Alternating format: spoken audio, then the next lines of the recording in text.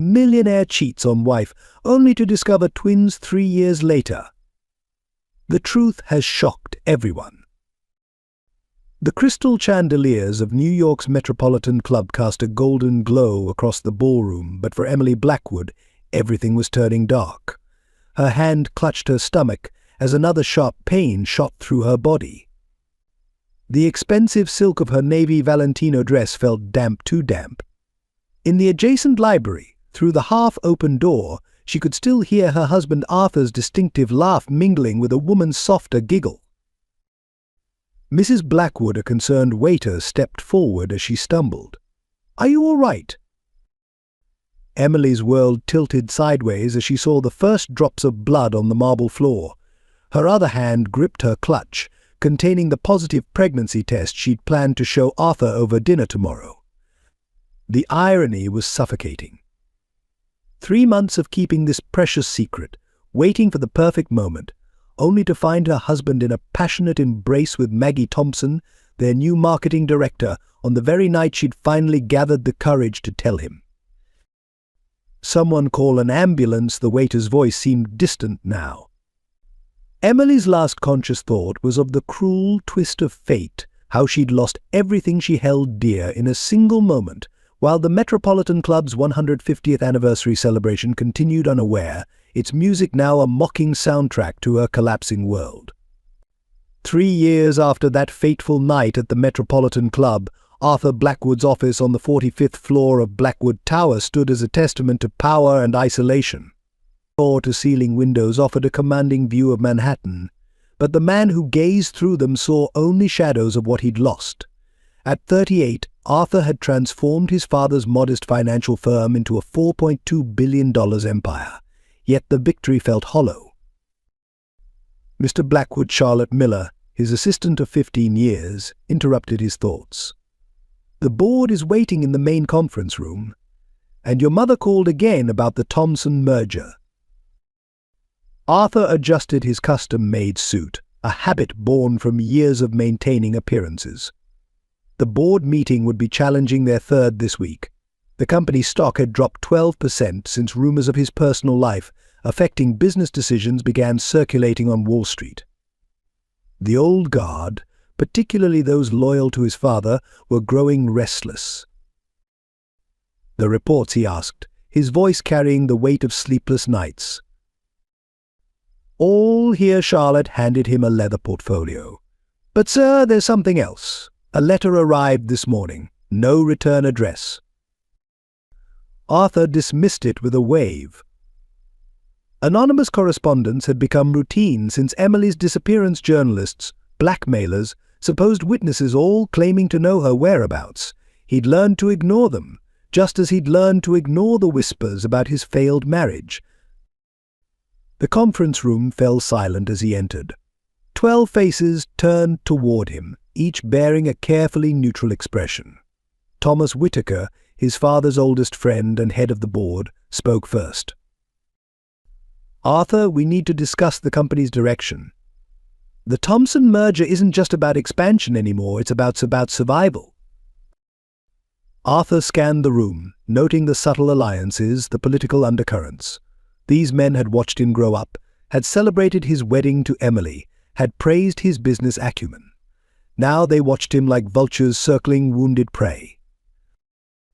"The merger proceeds as planned," Arthur stated firmly. "Blackwood Enterprises remains strong despite market fluctuations." Richard Hayes, the CFO, interjected. "We've lost 3 major clients in the past month. Your frequent absences, these mysterious trips to Boston, the market notices these things." "Arthur." The mention of Boston made his jaw clench. They couldn't know he'd been following leads there, hoping to find Emily. Each trip had proved futile, leaving him more haunted than before. "My personal matters don't affect this company's operations," Arthur responded, his tone brooking no argument. "They do when you're the face of Blackwood Enterprises," Thomas countered softly. "Your father built this company on trust and stability. Recent events have shaken that foundation." Arthur felt the weight of his father's portrait watching from the wall. William Blackwood had warned him once empire building has a price, son. Make sure you're willing to pay it at the time.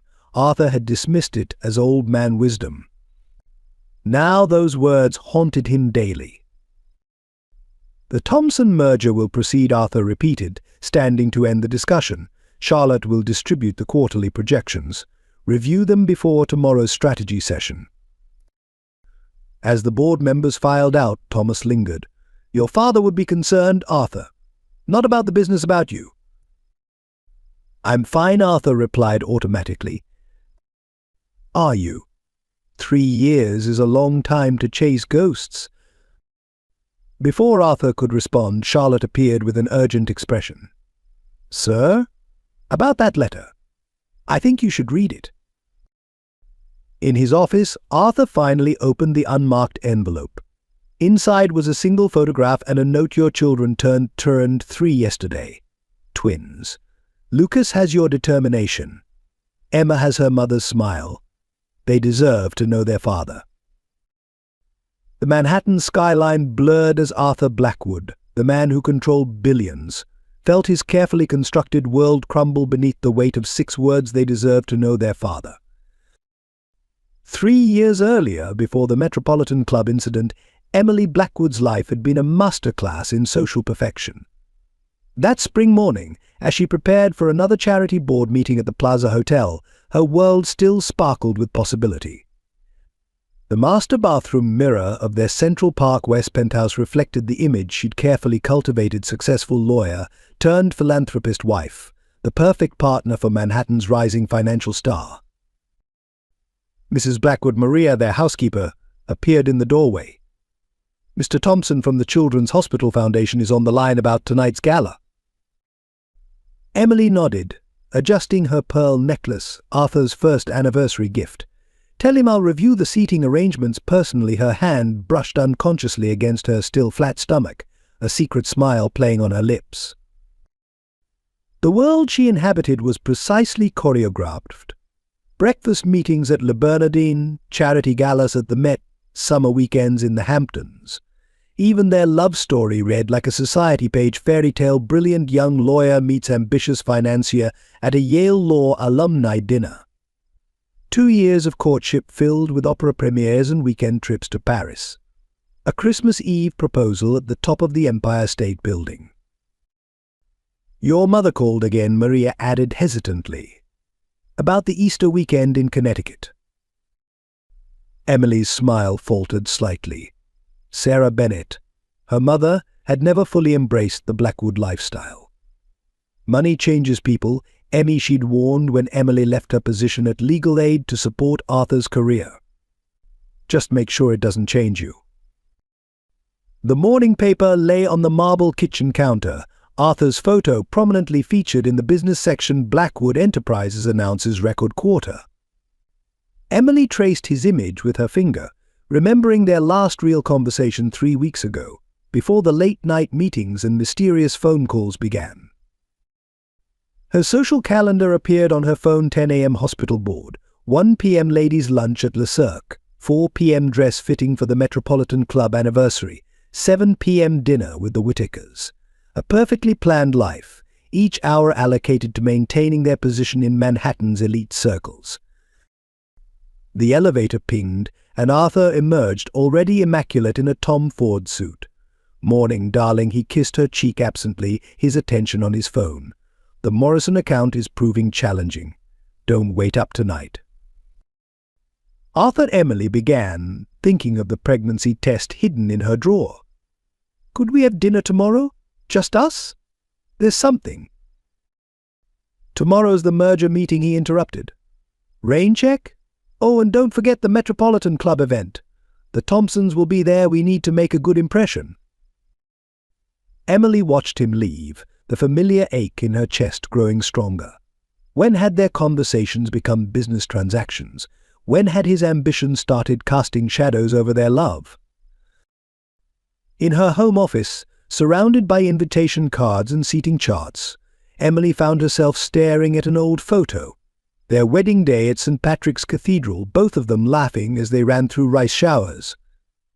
Arthur's eyes were fixed on her, not on his phone or the stock market. The intercom buzzed. "Mrs. Blackwood? The car is ready for the hospital board meeting." Emily straightened her Chanel jacket, pushed aside her doubts, and prepared to play her role. Yet as she descended in the private elevator, her hand again drifted to her stomach. This baby would change everything, she told herself. It would bring back the Arthur who used to read her law briefs for fun, who spent Sunday mornings making terrible French toast, who looked at her like she was more valuable than any merger. The doorman tipped his hat as she emerged into the spring sunshine. "Beautiful day, Mrs. Blackwood." "Perfect," she replied, the word tasting bitter on her tongue. 24 hours later, that perfectly constructed world would lie shattered on the Metropolitan Club's marble floor, along with her heart and their unborn child's future. Winchester Academy stood as a haven of tradition in suburban Boston, its ivy-covered walls sheltering secrets and second chances. James Sullivan, the school's newest history teacher, moved through its ancient corridors with a deliberate limp, a souvenir from a car accident he claimed happened in Seattle. In truth, James Sullivan had been born Michael Blackwood, Arthur's younger brother, presumed dead after a falling out with their father 15 years ago. Mr. Sullivan's Sarah Bennett caught him after his last class. Emily's mother had become the school's librarian shortly after her daughter's arrival, a self-appointed guardian of Emily's new life. The faculty meeting's been moved to Thursday. Also, Emily needs someone to watch the twins tomorrow. James nodded, his heart heavy with the weight of unspoken truths. He'd recognized Emily instantly 3 years ago, when she appeared at Winchester's door seeking a teaching position. But she hadn't known him. The rebellious teenage brother-in-law she'd met only once at her wedding had changed beyond recognition. Across town, in a private room at Massachusetts General Hospital, Margaret Maggie Thompson sat reviewing her latest test results. Terminal. 6 months at most. The word seemed to mock her expensive designer hospital gown and the society magazines scattered around her room. "Their mess?" Thompson, her nurse, entered with medication. "Your husband called. He's still in London." Maggie barely acknowledged the message. James Thompson had fled to their London office when her diagnosis became public, leaving her to face death as she'd faced most of her life alone. The irony wasn't lost on her that she'd helped destroy Emily's marriage for a love that proved just as false as everything else in her carefully constructed world. Sarah Bennett watched Emily with her students from the library window, her daughter's quiet strength a constant reminder of that horrible night. She'd found Emily in the emergency room, blood-soaked and broken, clutching a positive pregnancy test and wedding rings that no longer meant forever. "They look more like him every day," Sarah murmured to James as the twins played in the school garden. Lucas, with his father's determined jaw and calculating gaze, was building an elaborate fort from fallen branches. Emma, gentler but equally stubborn, added artistic touches with carefully arranged flowers. "They have Emily's heart," James replied, remembering the brother who'd once possessed that same capacity for love before ambition and their father's expectations had hardened him. The autumn afternoon cast long shadows across Winchester's grounds as parents arrived for pickup. James noticed Maggie's car parked discreetly across the street. She'd taken to watching the children from afar, perhaps seeking absolution as her time grew shorter. Sarah gathered her things, preparing to drive Emily and the twins home.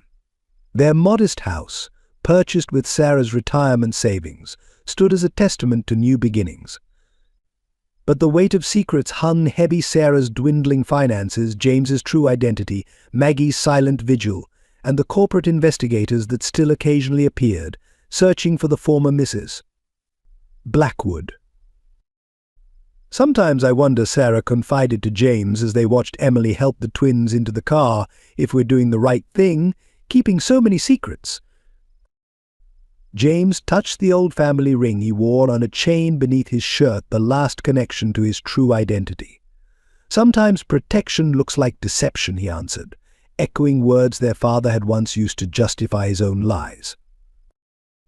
As Emily's car disappeared down the tree-lined street, three people watched from different vantage points, each carrying pieces of a truth that would soon shatter their carefully reconstructed world. Sarah, protecting her daughter's hard-won peace. James, hiding his identity to guard his newfound family, and Maggie, gathering courage for one final act of redemption before time ran out. The autumn wind scattered leaves across Winchester's manicured lawns, nature's reminder that nothing stays buried forever. Soon, a letter would arrive in Manhattan, setting in motion events that would force every secret into the light. The Metropolitan Club's 150th anniversary celebration promised to be the social event of the season. Emily stood before her dressing room mirror, the navy Valentino dress floating elegantly around her. 3 months pregnant, her little secret still safely hidden beneath the flowing fabric. She'd planned everything perfectly: a private dinner at Le Bernardin tomorrow night, Arthur's favorite wine which she'd pretend to sip, and tiny golden baby shoes wrapped in a box from Tiffany's. Mrs. Blackwood Maria appeared with a small velvet box. "Mr. Blackwood left this for your anniversary next week." Emily's fingers traced the diamond bracelet inside, remembering simpler gifts: law books with funny notes, breakfast in bed, spontaneous weekend escapes. When had presents become substitutes for presents? The house phone rang. Arthur's private line. "Darling, slight change of plans. I'll meet you there. The Morrison account needs attention." Arthur, wait, but he'd already hung up. Emily pressed a hand to her stomach, whispering to their unborn child, "Your daddy's just busy. He'll slow down once he knows about you." The Metropolitan Club glowed like a Victorian jewel box. Crystal chandeliers cast rainbow shadows across marble floors, and the city's elite moved through the spaces like perfectly choreographed dancers. Emily noticed Maggie Thompson immediately, the new marketing director's red dress, a splash of color against the conservative blacks and navies. "Emily, darling," Thomas Whitaker approached, champagne in hand. "Arthur's late again." "Just finishing up at the office," she replied automatically, declining his offered drink with a practiced excuse about migraines. The evening progressed like a well-rehearsed play. Emily moved through her expected roles: gracious board member's wife, charming hostess, perfect partner to Manhattan's rising star. But something felt off. Arthur, when he finally arrived, seemed distracted, his collar slightly askew. Maggie Thompson disappeared shortly after, her half-finished champagne abandoned on a side table. The first pain came as Emily was discussing hospital fundraising with the chairman's wife. Sharp, unexpected, she excused herself quickly, heading for the powder room. In the marble hallway, she heard Arthur's distinctive laugh, coming from the library. Later, she would remember every detail with cruel clarity: the heavy wooden door, slightly ajar, the moonlight streaming through tall windows, the intimate tableau hidden among centuries-old books. Arthur and Maggie, locked in an embrace that destroyed 3 years of marriage in 3 seconds. The champagne flute slipped from her fingers, shattering against marble like her world splintering into pieces. The sound made Arthur jump back, his face transforming from passion to horror as he saw her. "Emily," he started forward, but she was already running. The pain returned, sharper this time. Emily stumbled, catching herself against a wall. Something warm trickled down her leg. She looked down at the marble floor, watching red drops fall, blood on white stone, like rubies on snow. Mrs. Blackwood, a waiter's concerned face, swam before her. "You're bleeding." The room began to spin. Emily clutched her stomach, her perfectly planned revelation turning into a nightmare. Through the growing darkness, she heard voices. "Call an ambulance. Someone get Mr. Blackwood. She's pregnant."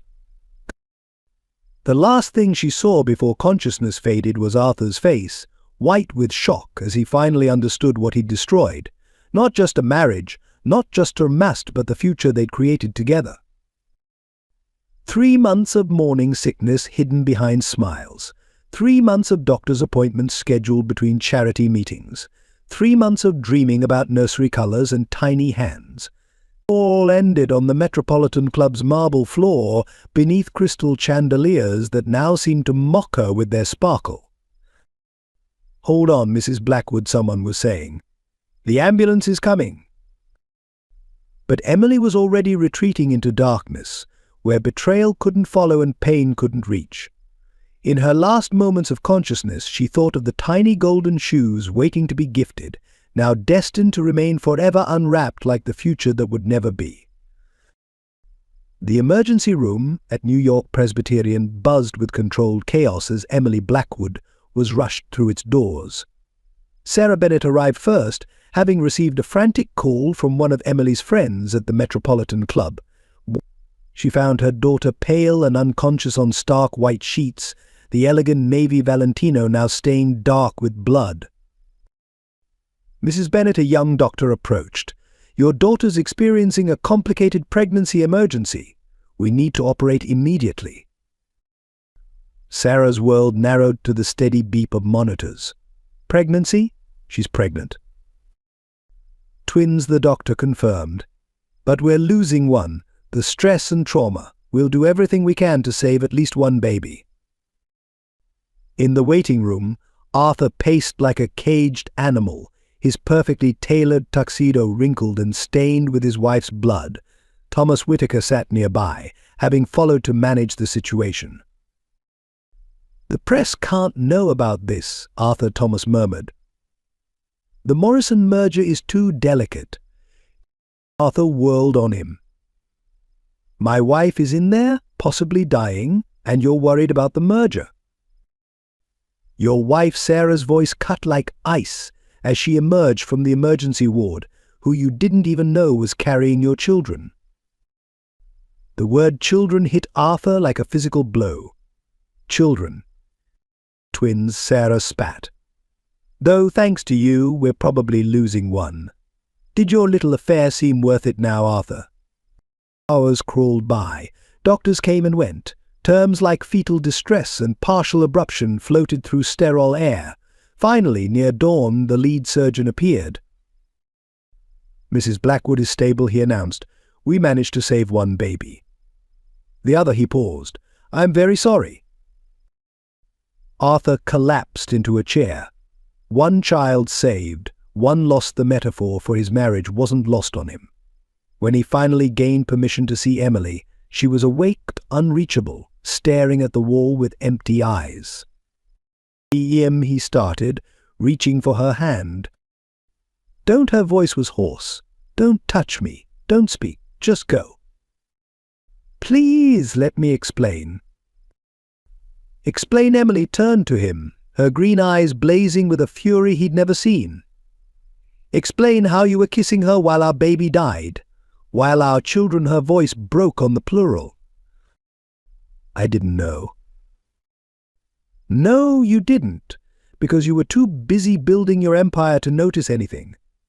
The morning sickness I hid during board meetings, the doctor's appointments between your charity galas, the nursery colors I'd been dreaming about." Her voice trailed off as another wave of pain hit.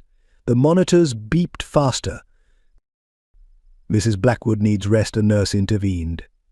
"Everyone out." That night, while Arthur was dealing with press inquiries and Emily slept under sedation, Sarah made a decision. She found her daughter's purse among her belongings, removed all credit cards and her phone. Years of watching her own mother escape an abusive marriage had taught her how to disappear. By morning, Emily's hospital bed was empty. A note lay on the pillow in Sarah's handwriting. "Some things, once broken, cannot be fixed. Don't look for her." The headlines next day focused on Blackwood Enterprises' successful merger negotiations. Not a word about the drama at Metropolitan Club, the emergency surgery, or the disappearance of Manhattan's perfect couple. Thomas Whitaker had managed the situation perfectly. In a small apartment in Boston, Sarah held her daughter as she wept for the child she'd lost and the one she still carried. "We'll start over," she promised. "Somewhere he'll never find us." Emily touched her still flat stomach, where one tiny heart continued to beat defiantly. "I won't let him hurt you," she whispered to her surviving child. "Ever."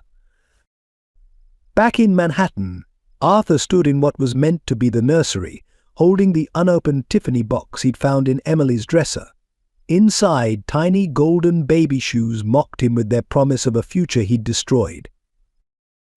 The first month after Emily's disappearance, Arthur Blackwood nearly destroyed himself and his empire. He fired 3 private investigation firms for failing to find her, drank himself into oblivion nightly in his empty penthouse, and almost torpedoed the Morrison merger during a drunken board meeting. "This has to stop," Thomas Whitaker confronted him one morning, finding Arthur slumped over his desk with yesterday's clothes and a half-empty whiskey bottle. "Your father built this company on reputation. You're destroying it." "My wife is gone," Arthur growled. "My child," he couldn't bring himself to say children. "And drinking yourself to death will bring them back," Thomas's voice softened. "Emily made her choice, Arthur. Focus on what you can control." It had always been Arthur's sanctuary. But now his carefully controlled world was spiraling. The press began speculating about his erratic behavior. Clients whispered about instability. Even his mother's weekly calls became lectures about responsibility and family legacy. Maggie Thompson submitted her resignation via email, citing personal reasons. Arthur deleted it without response. Her betrayal felt secondary now, a symptom rather than the cause of his destruction. The real failure was his blindness to what truly mattered. The penthouse became a mausoleum of memories. Emily's clothes still hung in their closet, her scent lingering on silk and cashmere. The unopened Tiffany box sat on his nightstand, tiny golden shoes taunting him nightly. In what was meant to be the nursery, he found paint swatches hidden in a drawer, soft yellows and greens, gender-neutral colors for twins she'd never get to choose between. So Charlotte stood in his office doorway, concern etched on her face. "Your mother's on line 1. She says it's about Emily." Arthur grabbed the phone. "Mother." "Darling, stop looking." Elizabeth Blackwood's voice was gentle but firm. "I spoke with Sarah Bennett. Emily's safe. She's grieving. Give her time." "Time won't change what I did."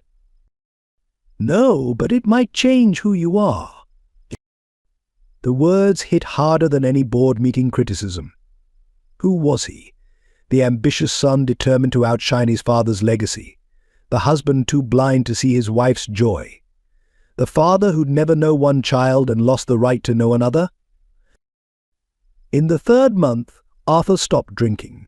He threw himself into work with renewed focus, not from ambition but from desperate need for distraction. The Morrison merger succeeded spectacularly. Share prices soared, but each victory felt hollow. "Congratulations," Thomas said after a particularly profitable quarter. "You've turned it around." Arthur stared out his office window at the Manhattan skyline. "Have I?" Every Tuesday he had Charlotte deliver a blank check to Sarah Bennett's old address, knowing it would be forwarded somewhere. Every check returned uncashed. He kept them in a drawer, a growing collection of rejected attempts at responsibility. The nursery remained untouched. Sometimes, late at night, he'd stand in its doorway imagining what could have been. 2 cribs, 2 sets of tiny clothes, 2 lives he should have protected. "Mr. Blackwood," Charlotte interrupted one such moment. "There's AMS. Thompson here to see you." Maggie stood in his office, looking smaller somehow. The confident marketing director was gone, replaced by someone haunted. "I'm leaving New York," she announced without preamble. I needed you to know it wasn't what you think. That night, I was paid. To be there, to be seen." Arthur felt the floor shift. What? In the Morrison Group, they wanted leverage for the merger. A scandal, something to weaken your position. She laughed bitterly. "I didn't know about the babies. I swear, Arthur, I didn't know." The revelation should have angered him. Instead, he felt oddly empty. Would it have mattered if you had? Maggie left without answering. Arthur sat in his darkening office, understanding finally washing over him. He'd been played by business rivals, by his own ambition, by the world he'd chosen over family. That night he cleared the nursery. Every paint swatch, every hidden magazine, every dream Emily had tucked away while he was too busy to notice. He boxed them carefully, adding the return checks and the tiny golden shoes. "Charlotte," he called the next morning, "get me everything you can on Boston's private schools, and find Sarah Bennett's teaching license records." "Sir." "It's time to start looking in the right places." Winchester Academy appeared before Emily like a beacon of hope in the autumn mist. 6 months pregnant, she stood before its ivy-covered walls, her mother Sarah's hand steady on her back. The prestigious private school needed a literature teacher, and Emily needed a new identity far from Manhattan's prying eyes. "Ms. Bennett Headmaster Phillips greeted her, using her maiden name. "Your credentials are impressive. Yale Law, teaching experience." "I'm looking for a fresh start," Emily explained, one hand unconsciously protecting her growing bump. She'd traded Valentino dresses for sensible maternity wear, designer heels for comfortable flats. The transformation from Manhattan socialite to suburban teacher was already underway. The history teacher, James Sullivan, showed her around campus. Something about his slight limp and gentle demeanor put her at ease. "The students here are different," he explained.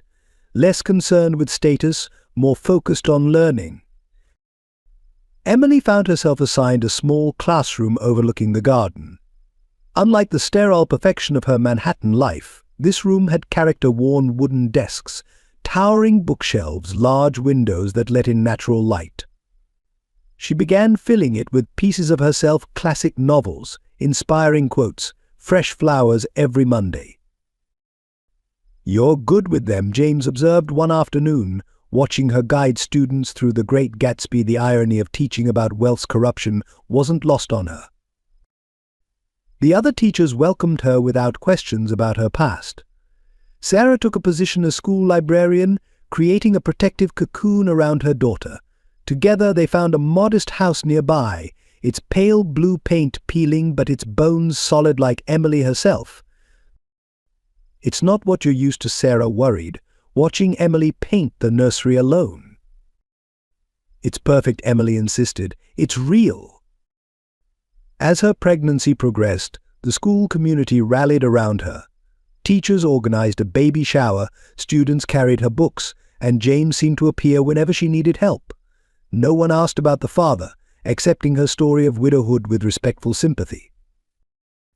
The stark difference between her past and present lives became most apparent during parent-teacher conferences.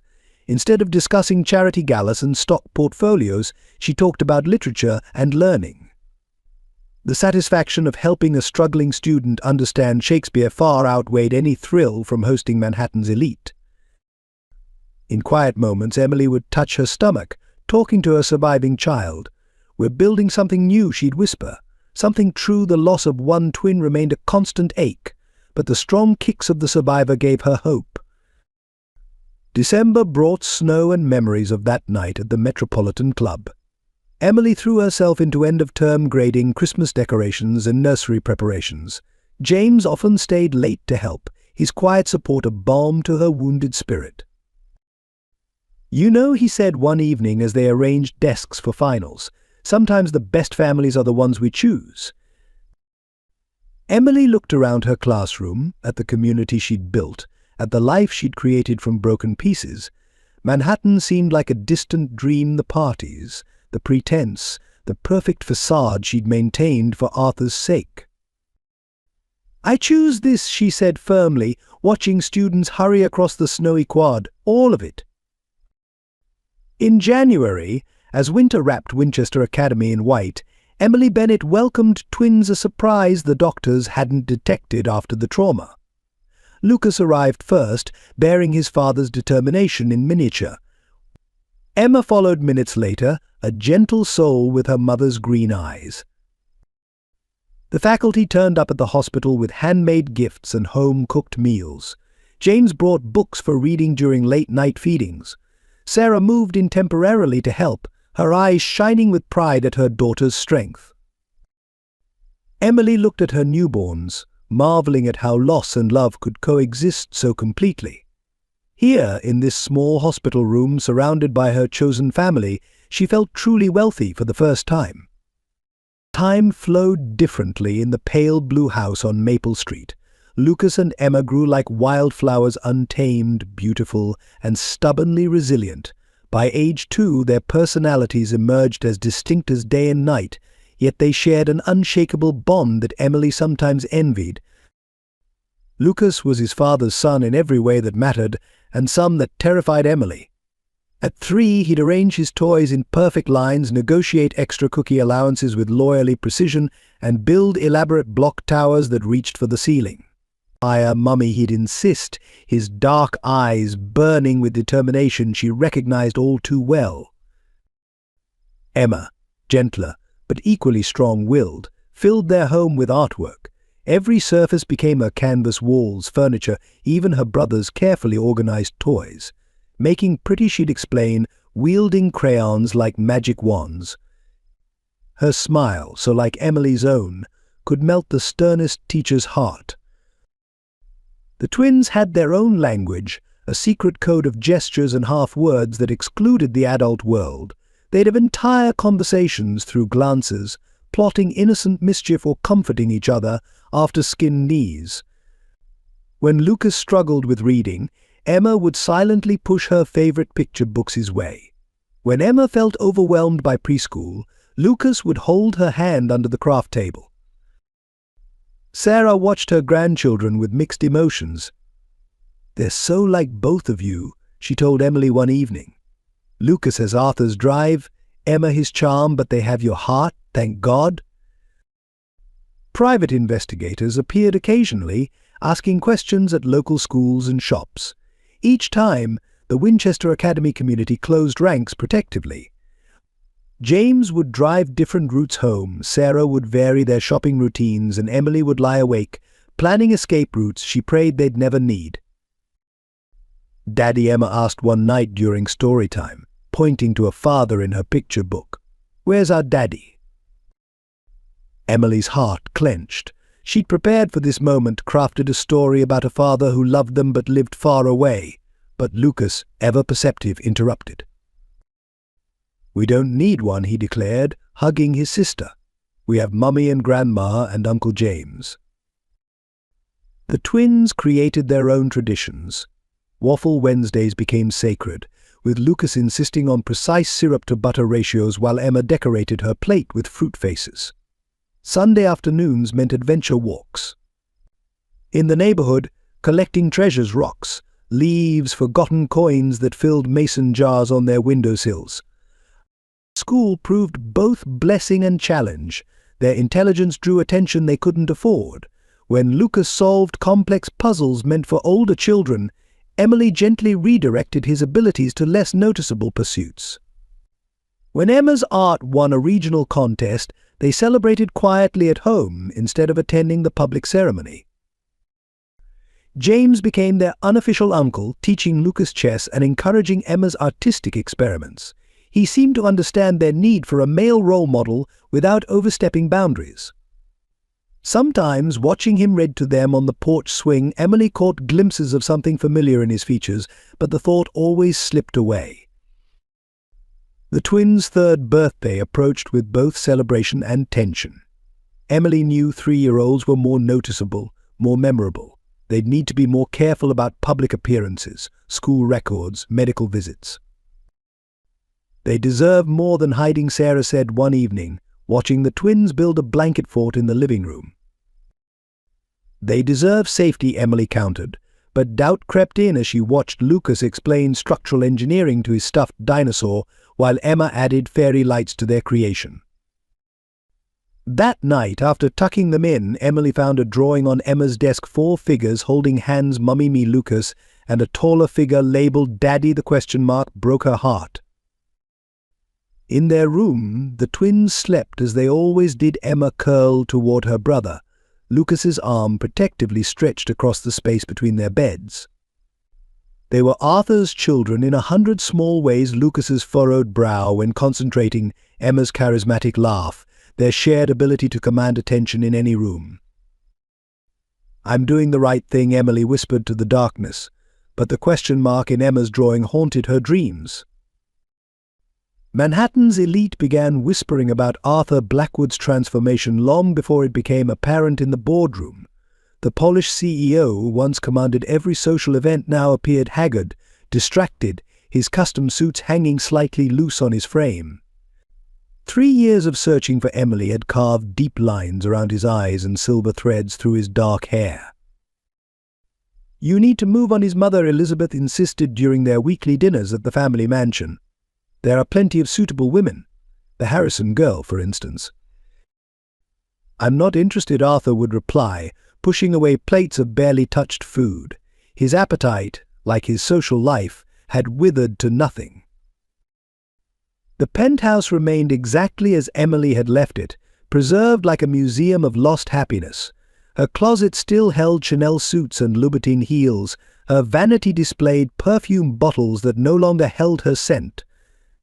The nursery, that room of shattered dreams, stayed locked to self-imposed punishment he visited only on his darkest nights. Business became his obsession, not from ambition but desperation for distraction.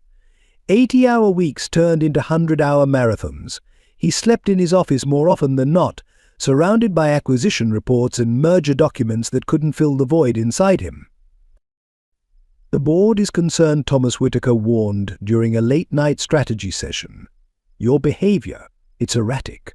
The spontaneous trips to Boston, the rejected social invitations, the missed shareholder meetings. The company's performing better than ever," Arthur snapped, gesturing to the record profits displayed on his office wall. "The company is. You're not." The truth was, Arthur had stopped caring about success. Each corporate victory felt hollow, each billion added to the bottom line meaningless. He found himself staring at young families in Central Park, watching fathers push strollers and catch toddling children. What profits could replace those moments he'd never know? Maggie Thompson's revelation about being paid to seduce him had sparked a paranoid obsession with trust. He vetted every employee, questioned every deal, suspected every smile. The charming CEO became known as the recluse of Wall Street, avoiding social functions and conducting meetings via video conference. Charlotte, his loyal assistant, watched his descent with growing concern. She'd started keeping a log of his odder behaviors, the way he'd pause whenever he saw children around Emma's age, how he collected every newspaper article about Winchester Academy's achievements, his habit of driving to Boston without warning only to return more haunted than before. "Your father," Elizabeth said during another tension-filled dinner, "would be disappointed." "Father cared about legacy," Arthur replied bitterly. "What's a legacy worth without family to share it?" The drinking started again, more controlled this time but no less destructive. Not the public spectacle of before, but quiet evenings alone with aged scotch and regrets. He'd hold the tiny golden shoes from the Tiffany box, wondering about the children he'd never know. His mother's attempts at matchmaking grew more desperate. Debutantes and divorcees were paraded through business functions, each hoping to catch the eye of Manhattan's most eligible widower, though Emily wasn't dead, just dead to him. "At least meet Caroline Harrison," Elizabeth pleaded. Her father's connections could be valuable. "Stop," Arthur's voice cracked. "Just stop." One night, drunk and desperate, he found himself outside Maggie Thompson's old apartment. She'd left New York years ago, but he needed answers. Mr. Blackwood, the doorman, recognized him. M.S. Thompson moved to Boston. "Terminal cancer, I heard. Left this for you, though." The envelope contained a single photograph: Emily at Winchester Academy's garden, heavily pregnant, smiling at something beyond the camera's view. On the back, in Maggie's elegant script, "Some mistakes can never be undone," but perhaps they can be understood. Arthur returned to his empty penthouse, the photograph burning in his pocket. His empire had never felt more meaningless, his success more bitter. In the nursery, he finally allowed himself to imagine what might have been 2 cribs, 2 sets of tiny clothes, 2 lives he should have protected. Morning found him at his desk, the photograph propped against his computer. Emily's smile, so genuine and free of Manhattan's artifice, seemed to mock everything his life had become. He was king of an empire of paper and profits, ruler of a kingdom of nothing that mattered. Massachusetts General Hospital's private wing offered luxury even in death. Maggie Thompson, once the polished catalyst of Manhattan's greatest scandal, now lay gaunt against Egyptian cotton sheets, terminal cancer stealing her last hours. A silver-framed photo sat on her bedside table. Emily at Winchester Academy, captured without her knowledge. "Are you sure about this?" James Sullivan asked, standing by her window. He'd been visiting regularly, drawn by guilt and a shared secret. "They have to know the truth," Maggie whispered, her manicured fingers now skeletal as they gripped a Mont Blanc pen. "All of it." The letter took shape slowly, each word carefully chosen. "Your children turned 3 yesterday. Twins. Lucas has your determination. Emma has her mother's smile. They deserve to know their father. The Morrison Group set us up," she continued writing, her hand trembling. "They paid me to be there that night, to be seen with you. But I didn't know about the pregnancy, about the twins." James watched her struggle with each sentence. This could destroy everything Emily's built. "Or heal what I helped break." Maggie coughed, a rattling sound that spoke of borrowed time. "I'm not asking for forgiveness. I just need to make this right before." She attached a photo of the twins playing in Winchester's garden, Lucas building a tower while Emma added decorative flowers.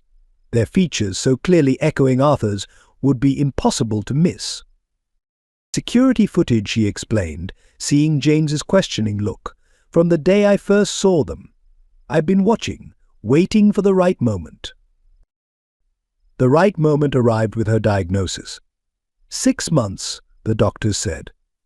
6 months to rectify 3 years of damage. The truth had become her morphine, each revelation easing the pain of guilt. "They'll trace it back," James warned.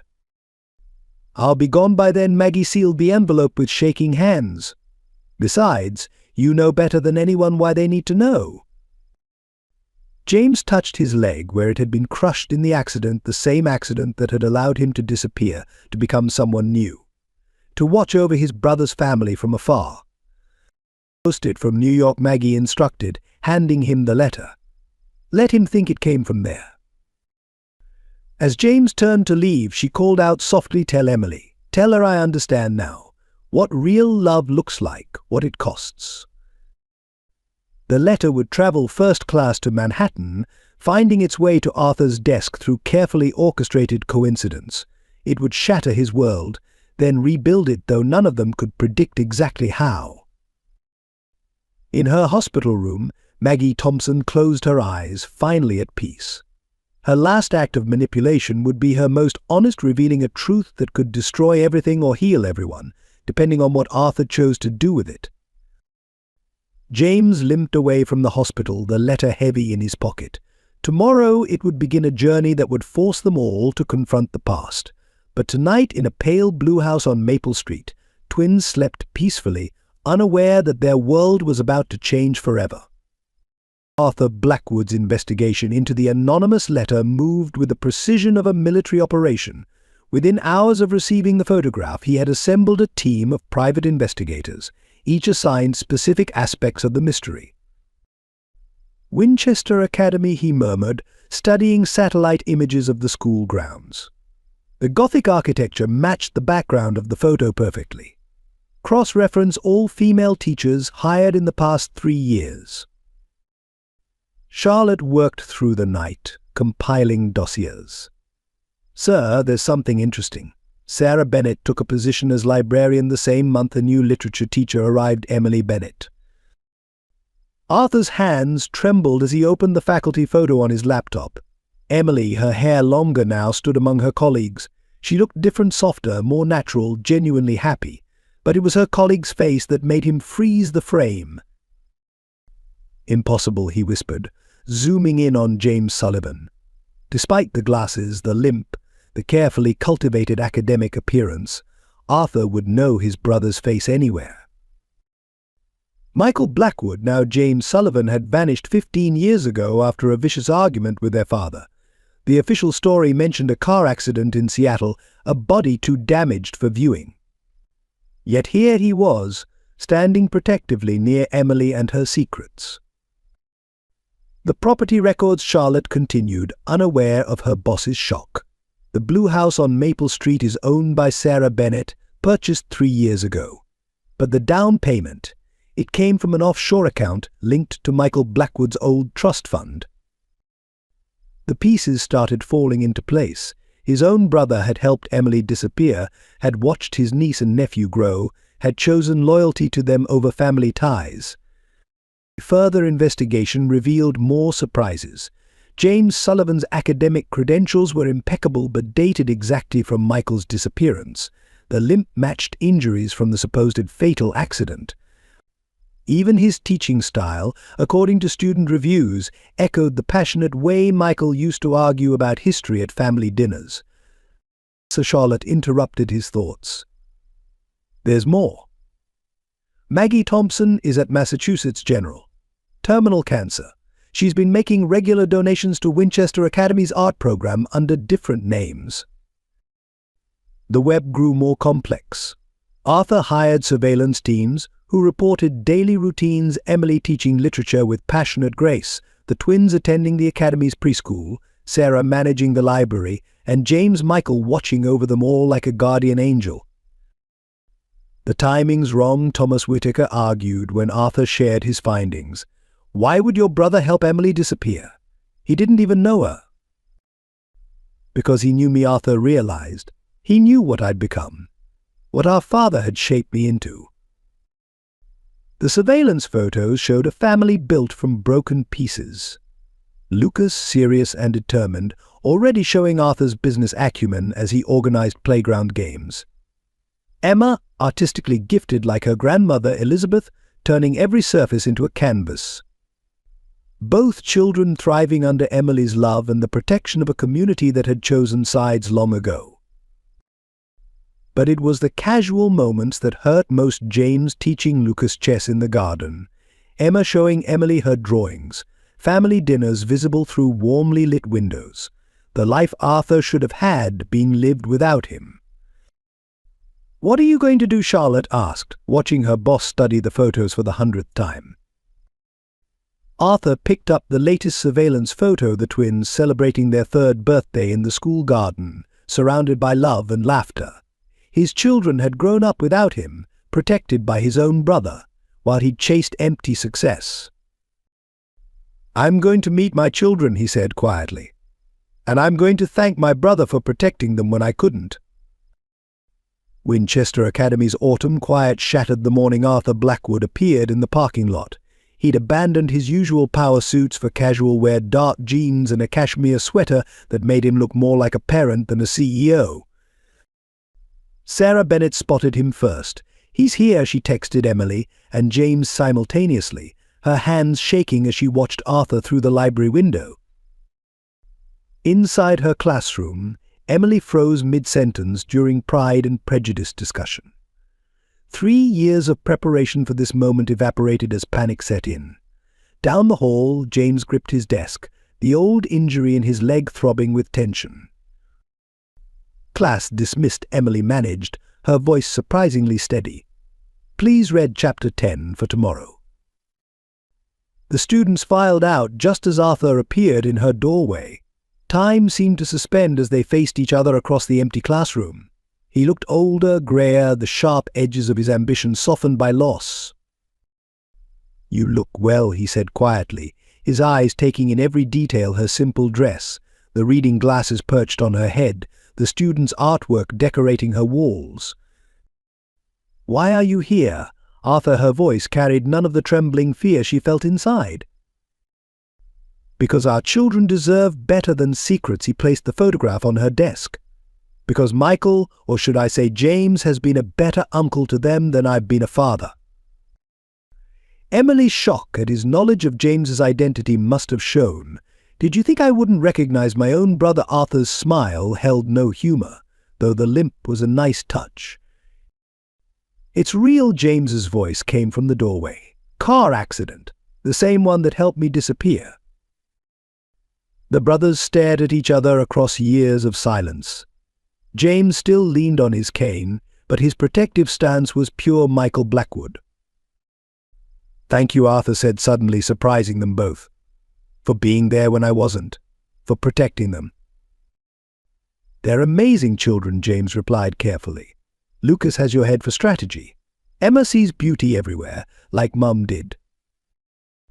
The mention of their mother shifted something in Arthur's expression. I'm not here to disrupt their lives. I need to know them, please. Emily felt tears threatening.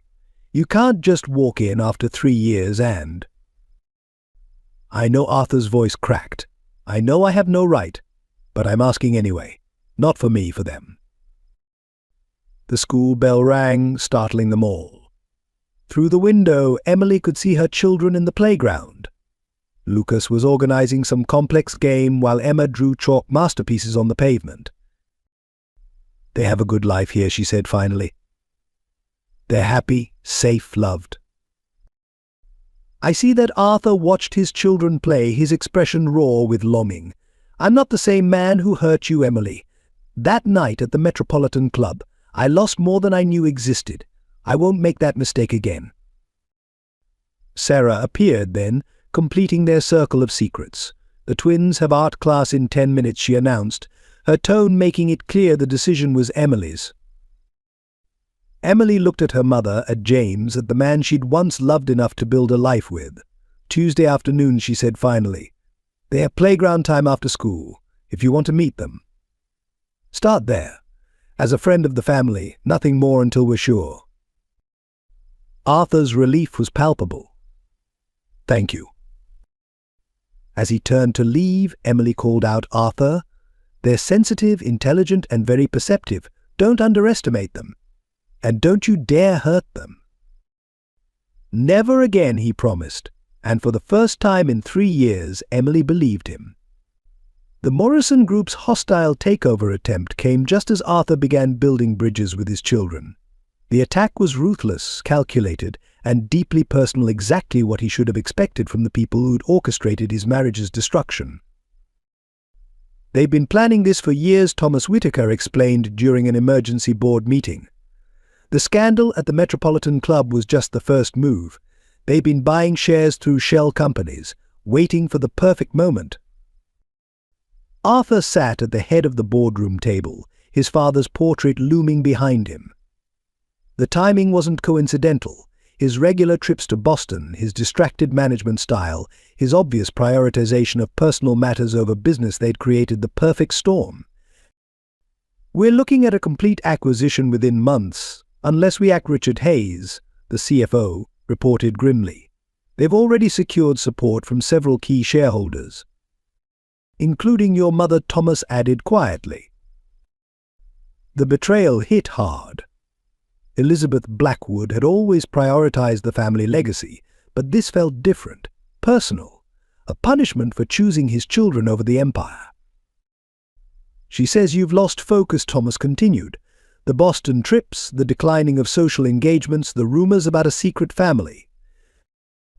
Arthur's phone buzzed a photo from Emily. Lucas had built his first chess strategy, proudly displaying the board to Uncle James. The contrast between his two worlds had never felt sharper. We can fight this, Richard insisted. Aggressive stock buyback, merger with a friendly company, poison pill defense. But at what cost? Arthur interrupted, still staring at his son's proud smile. How many more lives do we sacrifice for market share? The boardroom erupted in argument. Some supported fighting to the death, others suggested negotiating terms. Arthur heard them distantly, his mind on Tuesday afternoon playground visits, on Emma's shy smiles, on Lucas's careful questions.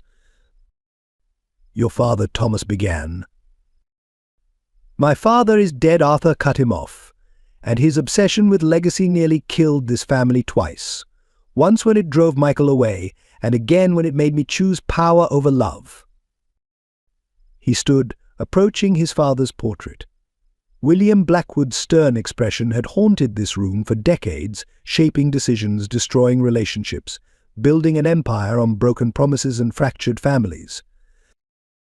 "Get me everything on the Morrison Group's involvement in the Metropolitan Club incident," he ordered. "Every document, every connection, every dirty secret.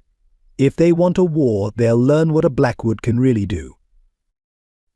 The next weeks became a brutal chess match.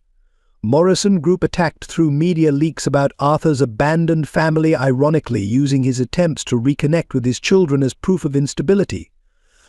Arthur countered by exposing their long-term manipulation, including Maggie Thompson's role. "They're offering a way out," Thomas announced one stormy evening. "Full buyout, generous terms, you retain a position on the board. And control of the company passes to my mother as senior Blackwood," Arthur finished. "She's been working with them all along, hasn't she?"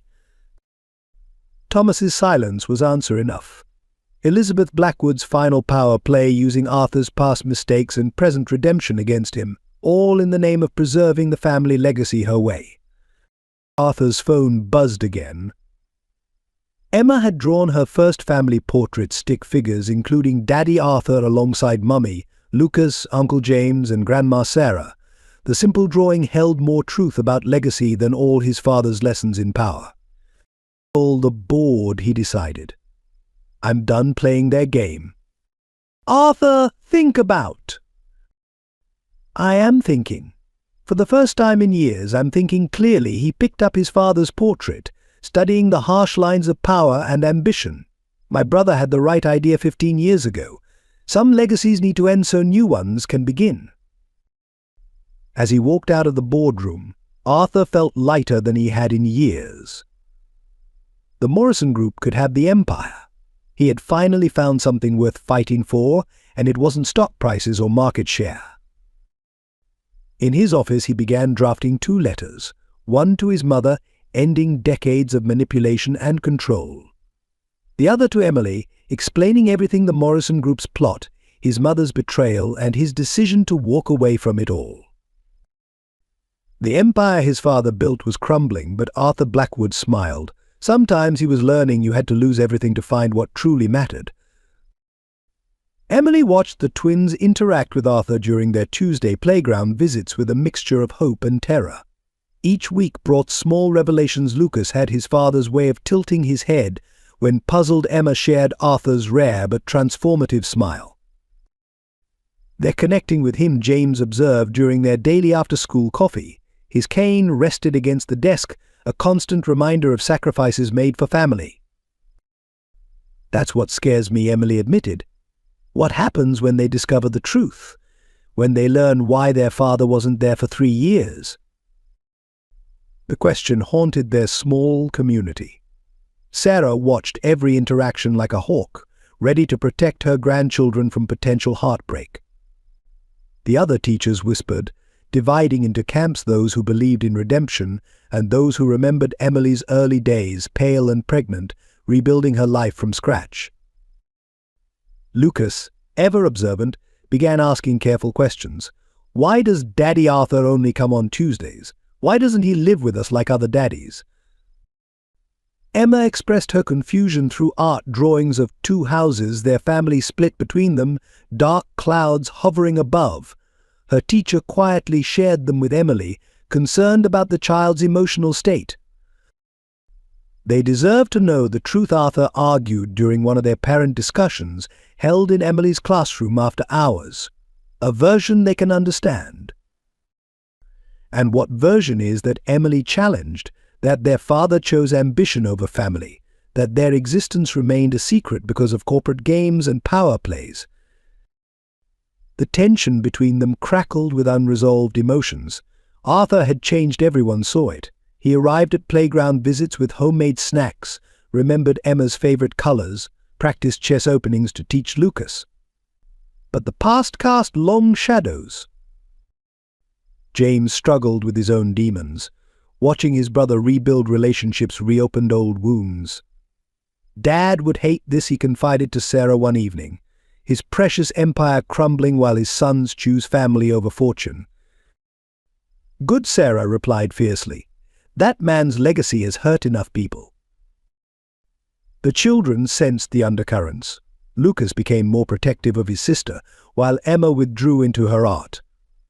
During one playground visit, she surprised everyone by climbing into Arthur's lap, asking simply, "Are you going to disappear again?" The question shattered their careful dance around truth. Arthur, fighting tears, made a public promise: "Never again, sweetheart. I'm here for as long as you and Lucas want me." Emily found herself torn between protecting her children and acknowledging their need for their father. The simple life she'd built now felt complicated by Arthur's presence, yet somehow incomplete without it. "You're allowed to still love him," James said quietly, watching her watch Arthur push the twins on the swings. "Forgiveness doesn't erase the past, it just makes room for the future." The breakthrough came unexpectedly.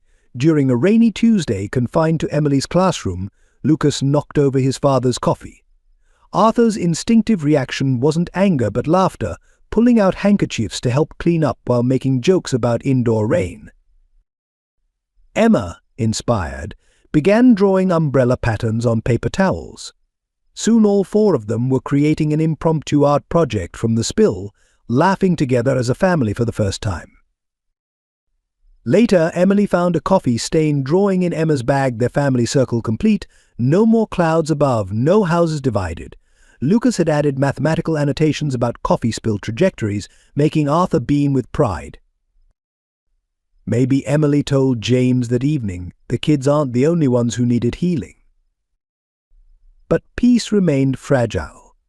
News of the corporate war reached their community through business pages and worried whispers.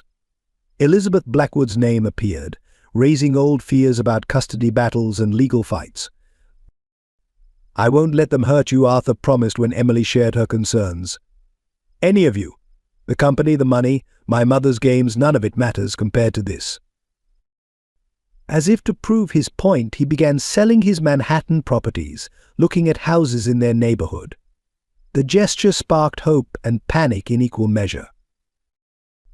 "Are we ready for this?" Emily asked Sarah and James during their weekly family dinner. "Are the kids ready? Am I?" The answers remained elusive, but watching the twins play in the garden, their laughter mingling with Arthur's as he helped them build a treehouse, Emily felt something shift. Perhaps readiness wasn't about perfect timing, but about choosing to be brave enough to try. Winchester Academy found itself unwillingly thrust into the spotlight when the Wall Street Journal broke the story "Blackwood Heir Apparent Abandons Empire." For Secret Family, the peaceful campus became a battleground of media speculation and divided loyalties. Headmaster Phillips called an emergency faculty meeting. "We protect our own," he declared, looking directly at Emily. "This school has weathered wars, depressions, and scandals. We'll weather this too." But protection proved challenging. Reporters lurked near school gates, hoping to catch glimpses of the Blackwood twins. Parents whispered during pickup, some supportive, others judgmental.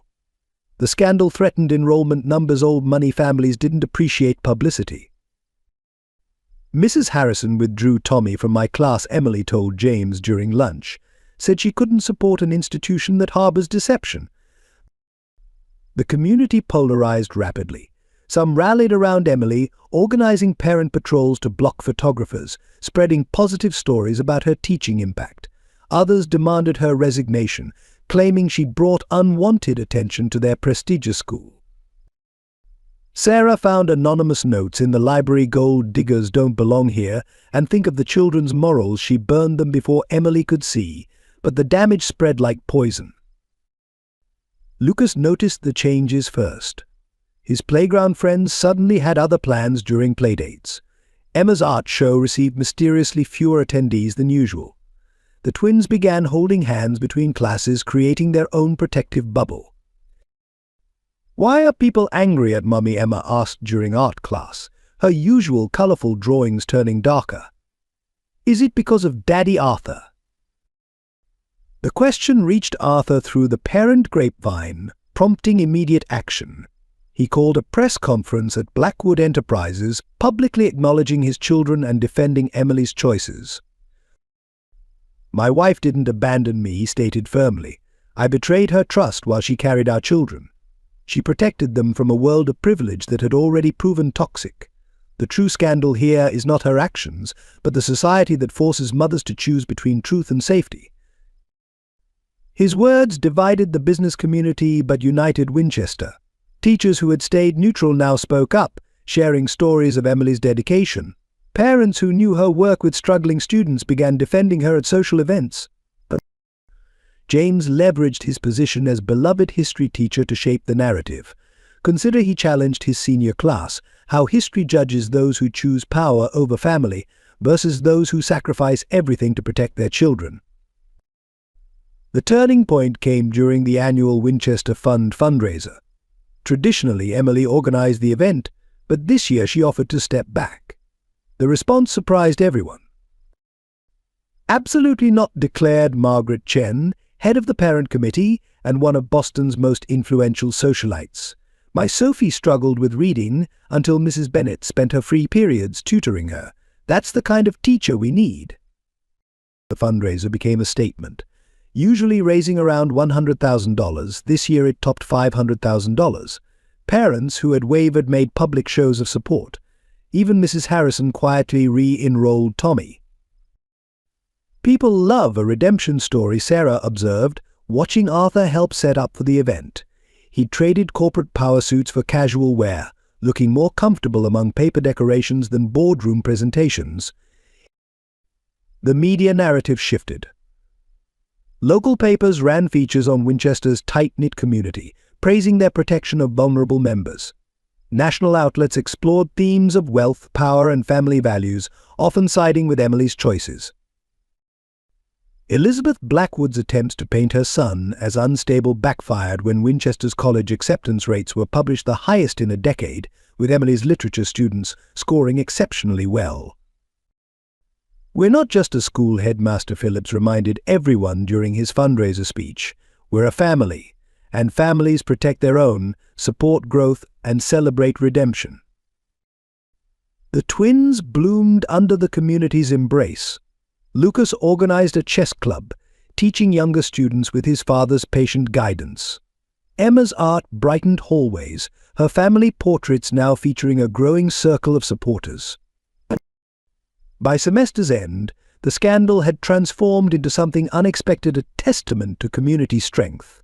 Winchester Academy emerged stronger, its reputation enhanced by choosing compassion over judgment. "You know what's funny?" Emily mused to James during their after-school coffee. "I chose Winchester thinking we could hide here. Instead, we found a place to stand and fight." The autumn light streamed through classroom windows, illuminating chalk dust and children's laughter. Outside, Arthur pushed the twins on swings, surrounded by parents who now greeted him as one of their own. The circus's arrival in Boston should have been a celebration. Lucas had been counting down days, marking his calendar with precise X's. Emma had filled sketchbooks with imagined scenes of acrobats and clowns. For Arthur and Emily, it represented their first planned family outing, a tentative step toward normalcy. "Weather report says heavy rain," Sarah commented that morning, watching Emily pack the twins' backpacks with extra sweaters. Her tone carried unspoken worry. Something felt wrong, though she couldn't name it. Elizabeth Blackwood's latest threat had arrived the previous day. "A mother knows what's best for her grandchildren. Don't force my hand." Arthur, the letter sat in Emily's desk drawer, its implications casting shadows over their plans. "Perhaps we should postpone," James suggested during lunch break. His leg was aching, an old injury that predicted storms with unsettling accuracy. "The roads will be treacherous." But disappointing the twins seemed impossible. Lucas had already dressed in his ringmaster costume, complete with a tiny top hat Arthur had found in a specialty shop. Emma wore the tutu she'd decorated with stars, convinced she could join the acrobats. Daddy Arthur promised Lucas stated firmly at pick-up time, his father's determination shining in his small face. He never breaks promises now. The rain started as a gentle mist while Emily loaded the twins into her car. Arthur would meet them there, having driven straight from a final meeting with his lawyers about the company's sale. The Morrison Group's latest offer sat unsigned on his desk, a detail that would later haunt him. What no one noticed was the black sedan parked 3 blocks away. Inside, a man hired by Elizabeth Blackwood watched through binoculars, phone ready to report their movements. The plan was simple: delay Emily's car long enough for Arthur to arrive first, creating an opportunity for Elizabeth's legal team to document him alone with the children. "The circus has real elephants," Emma chattered from the back seat as they pulled away from Winchester. "And lions. Do you think they'll let me pet them?" Emily adjusted her rear-view mirror, briefly noting a car that had been following them for several blocks. In her teacher's bag, her phone buzzed with Arthur's message: "Traffic terrible. Might be a few minutes late. Drive carefully."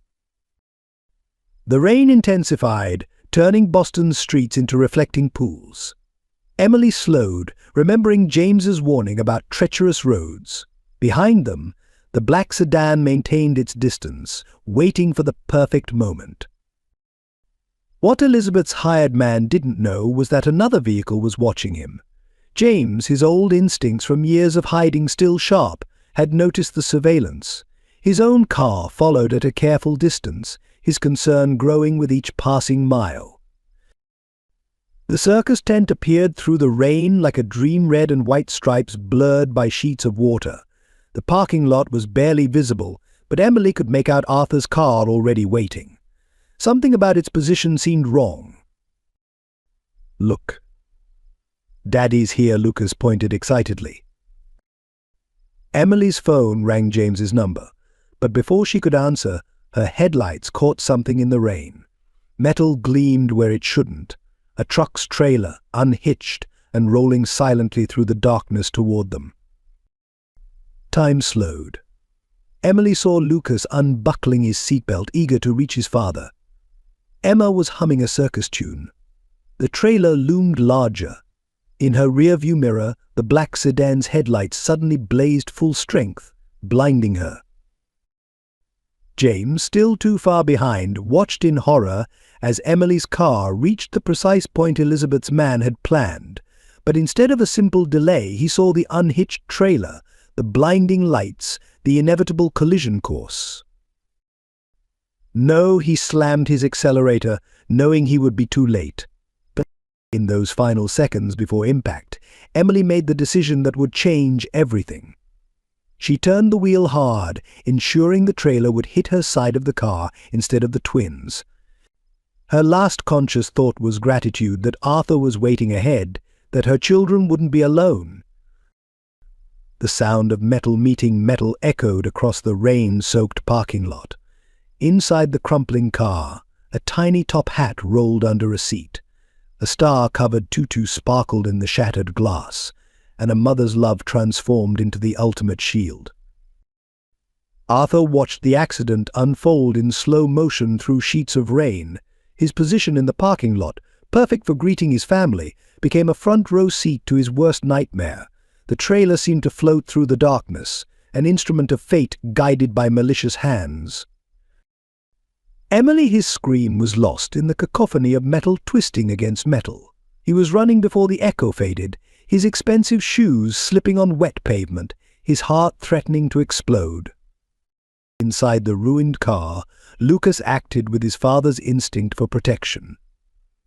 Despite being only 3, he had wrapped himself around Emma, shielding her from flying glass. Their shared whimpers echoed in the crushed space, a duet of terror and love. "Daddy," Emma's voice trembled. "Mommy won't wake up." Emily lay slumped over the steering wheel, blood trickling from a gash on her forehead. The driver's side had absorbed most of the impact, crumpling inward like paper. Her last second turn had saved her children but left her trapped in a metal cage. James arrived seconds after Arthur, his bad leg forgotten in the rush of adrenaline. Years of watching over his brother's family had prepared him for crisis, but not for this. His medical training from another life kicked in as he assessed the scene. "Don't move her," he commanded when Arthur tried to reach Emily. "The frame could shift. Call 911. The twins were his priority. James managed to open the rear door, his hands steady despite his racing heart. "Lucas, champion, I need you to be brave. Can you help Emma out?" Lucas nodded, his father's determination shining through tears. He guided his sister toward James's outstretched arms, protecting her head just as his mother had taught him during fire drills. Arthur caught his children, holding them close as James turned his attention to Emily. The rain mixed with tears on all their faces, washing away the boundaries between past grievances and present terror. "The ambulance is 3 minutes out," someone called one of the circus workers who had rushed to help. "Fire department right behind them." Emma's tutu sparkled with broken glass as she clung to Arthur. "Is Mummy going to heaven?" she whispered. "Like the baby in my drawings." The question hit Arthur like physical pain. Emily had never told him about the lost twin, but their daughter had somehow known, expressing it through art he hadn't been there to see. "No, sweetheart," he promised, praying he wasn't lying. "Mommy's too strong for that." Sirens pierced the rain. James had climbed halfway into the wreck, keeping Emily's airway clear while murmuring encouragement. His position left him facing the back window, which is why he saw what others missed: the black sedan pulling away, its mission tragically overaccomplished. The rescue seemed to take hours. Firefighters worked with practiced efficiency, cutting through metal while paramedics stabilized Emily's condition. Lucas refused to leave his sister's side, maintaining their twin connection even in chaos. BP, dropping a paramedic, announced, "We need to move now." As they loaded Emily into the ambulance, her eyes fluttered open briefly.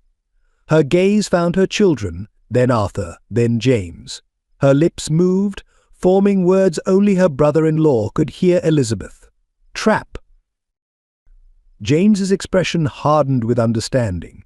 The surveillance, the perfectly positioned trailer, the black sedan, his mother's fingerprints were all over this accident. "Go with her," he told Arthur, already pulling out his phone. "I'll handle the rest."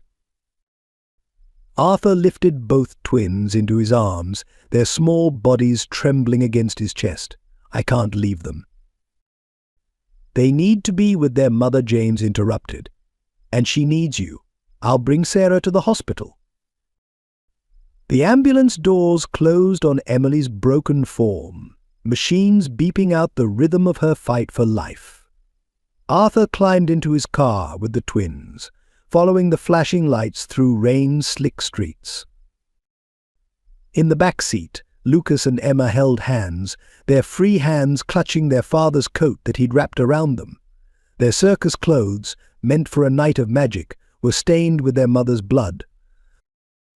James watched them disappear into the storm before making 2 calls. The first to Sarah, breaking the news as gently as possible.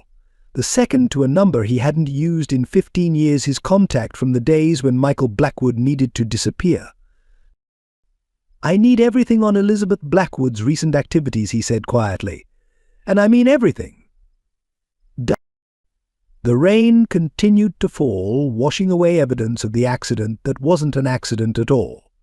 But it couldn't wash away the determination in James's eyes, the same look the Blackwood brothers shared when protecting what they loved.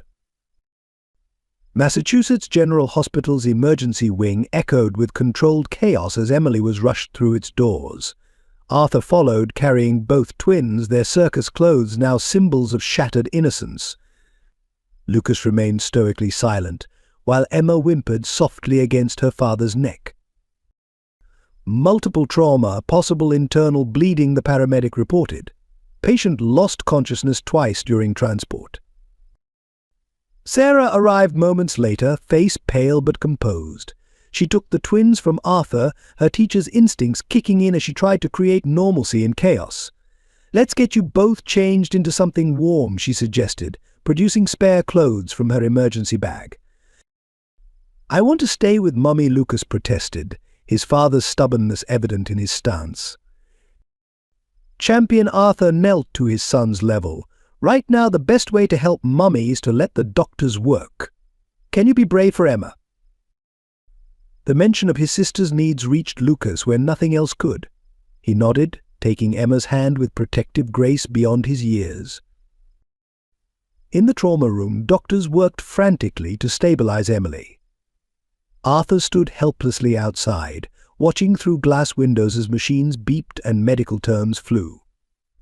The scene eerily echoed that night at New York Presbyterian 3 years ago, when he'd lost one child and nearly lost them all. James arrived an hour into surgery, his limp more pronounced from stress. "Elizabeth's involved," he said quietly. "The accident was staged. I have proof." Arthur's hands clenched into fists. "Our own mother tried to kill her grandchildren's mother to gain custody," James finished, "but she made mistakes, big ones." The surgery stretched for hours. Sarah kept the twins occupied in the children's waiting area, helping Emma draw pictures for her mother while Lucas methodically organized medical pamphlets by color and size. Around midnight, Maggie Thompson appeared, pale and fragile in her wheelchair. "I heard," she whispered. "I had to come. This is because of what I started." Before anyone could respond, the surgeon emerged, still in scrubs. "She's stable," he announced. "There was significant internal bleeding, but we managed to control it. The next 24 hours are critical." Relief swept through the group, but the doctor wasn't finished. "There's something else. During the trauma assessment, we found evidence of a previous condition. Mrs. Blackwood is approximately 6 weeks pregnant." The news hit like a thunderbolt. Arthur staggered, remembering another pregnancy revealed in crisis. James caught his brother's arm, supporting him physically as he had emotionally for 3 years. "The baby?" Arthur managed to ask. "Stable for now. But the next few days will be touch and go for both of them." In the children's area, Emma had fallen asleep on her grandmother's lap, her art supplies scattered around her. Lucas sat alert, watching the adults' reactions through the glass partition, reading their body language with uncanny accuracy. "Another baby?" he asked when Arthur came to check on them. "Like the angel baby in Emma's dreams." Arthur froze. "What angel baby?" "The one Emma draws.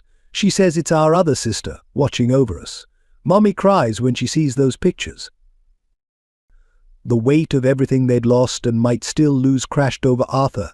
He gathered Lucas into his arms, finally allowing his own tears to fall. Dawn found them all in various states of vigil. James worked his phone, building a case against their mother. Sarah dozed with the twins on a hospital couch. Maggie sat silently in her wheelchair, perhaps seeking redemption through witness. Emily woke briefly as morning light filtered through hospital blinds.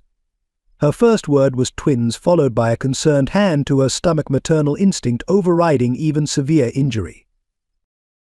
"They're safe," Arthur assured her, squeezing her hand gently. "All 3 of you are safe." Her eyes widened at the implication, then filled with tears. "I can't lose another one," she whispered.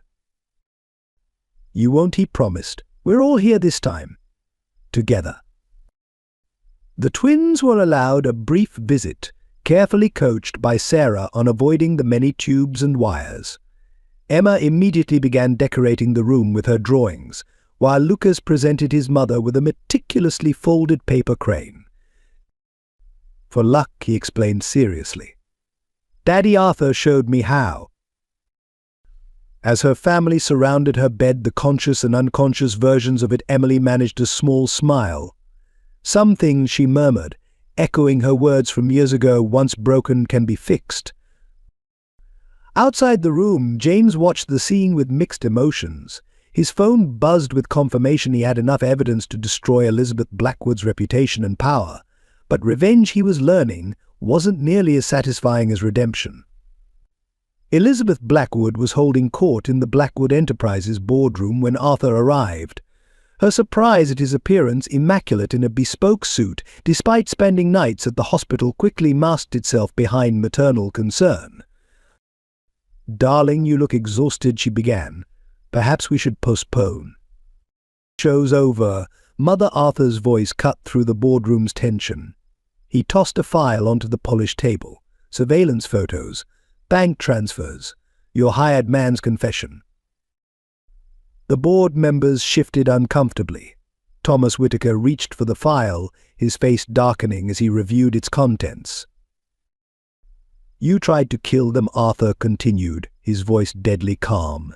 "Your own grandchildren, their mother, all for control of this company." Elizabeth's composure cracked slightly. "I was protecting our legacy. That woman." "That woman," James interrupted from the doorway, "saved your grandchildren's lives by turning her car into the trailer your man unleashed. His entrance caused a stir. Michael Blackwood's ghost made flesh, walking with his characteristic limp into the heart of his past." Michael, Elizabeth's shock was genuine. "But you're dead." "Convenient, wasn't it?" James smiled without warmth. "One son disappeared, the other under your thumb. Perfect control." Arthur took his place at the head of the table, their father's old position. "The board needs to vote on 2 items today. First, my complete divestment from Blackwood Enterprises. Second, criminal charges against Elizabeth Blackwood for attempted murder." The boardroom erupted. Elizabeth's carefully cultivated allies found themselves facing evidence of conspiracy. Her decades of manipulation unraveled in minutes. "You can't prove anything she attempted," but her voice lacked conviction. Actually, Thomas spoke up. "We can." "The Morrison Group has been quite cooperative since learning about their unwitting role in attempted murder. Apparently they draw the line at killing children." Arthur watched his mother's empire crumble with detached interest. His phone buzzed a photo from Sarah, showing the twins reading to Emily in her hospital room. The contrast between manufactured power and genuine love had never been clearer. "You have a choice, Mother," he offered. "Resign everything to the Morrison Group's offer, including your shares and position. Sign a confession that will remain sealed unless you ever contact my family again. Or face public prosecution." Elizabeth looked around the table, finding no allies. Her perfectly manicured hands shook slightly as she reached for the papers. "You're throwing away everything your father built," she accused. "No," Arthur corrected. "I'm choosing what he never had the courage to choose. Family over fortune, love over legacy, truth over power." The documents were signed in silence. As Elizabeth rose to leave, James blocked her path. "One more thing," he said quietly. "The twins' new sibling, the one who survived your accident? It's a girl. She'll never know you existed." Elizabeth Blackwood's final exit from Blackwood Enterprises was witnessed by the portrait of her late husband, another casualty of ambition over affection. The empire they'd built together ended not with a bang, but with a mother's whimper. "It's done," Arthur told James as the boardroom emptied. All of it. His phone buzzed again. Emma had drawn a new family portrait. This one showed a tiny figure floating above them like a guardian angel, watching over her future sister. In Maggie Thompson's hospital room, the afternoon light cast long shadows across her bed as she finished writing her final confession. Her time was running shorter than expected, the cancer accelerated by stress and guilt. "Make sure they get this," after she told James, handing him a sealed envelope. "They need to understand why." The letter revealed everything: how Elizabeth had blackmailed her using her brother's gambling debts, how the Metropolitan Club incident was orchestrated to give the Morrison Group leverage, how she'd watched the twins grow from afar, seeking redemption through anonymous protection. "I chose the wrong side," she whispered. but I tried to make it right in the end. Emily was the one who forgave her first, wheeled into Maggie's room against doctor's orders, both women broken by the same family, both healing in different ways. "The baby you lost that night," Maggie began, "was a girl," Emily finished. "I've always known somehow. Emma draws her, sometimes calls her our angel." Maggie's eyes filled with tears. "I'm leaving everything to your children's education fund. It's not redemption, but—" "It's a start," Emily said softly, taking her former rival's hand. In Emily's hospital room, Arthur found his brother late that night, staring at old family photos. James finally shared the full story of his death, the arranged accident, the years of hiding, the pain of watching his family implode from afar. "I could have stopped it earlier," James admitted. "Could have revealed myself when Emily first arrived at Winchester. But I was a coward."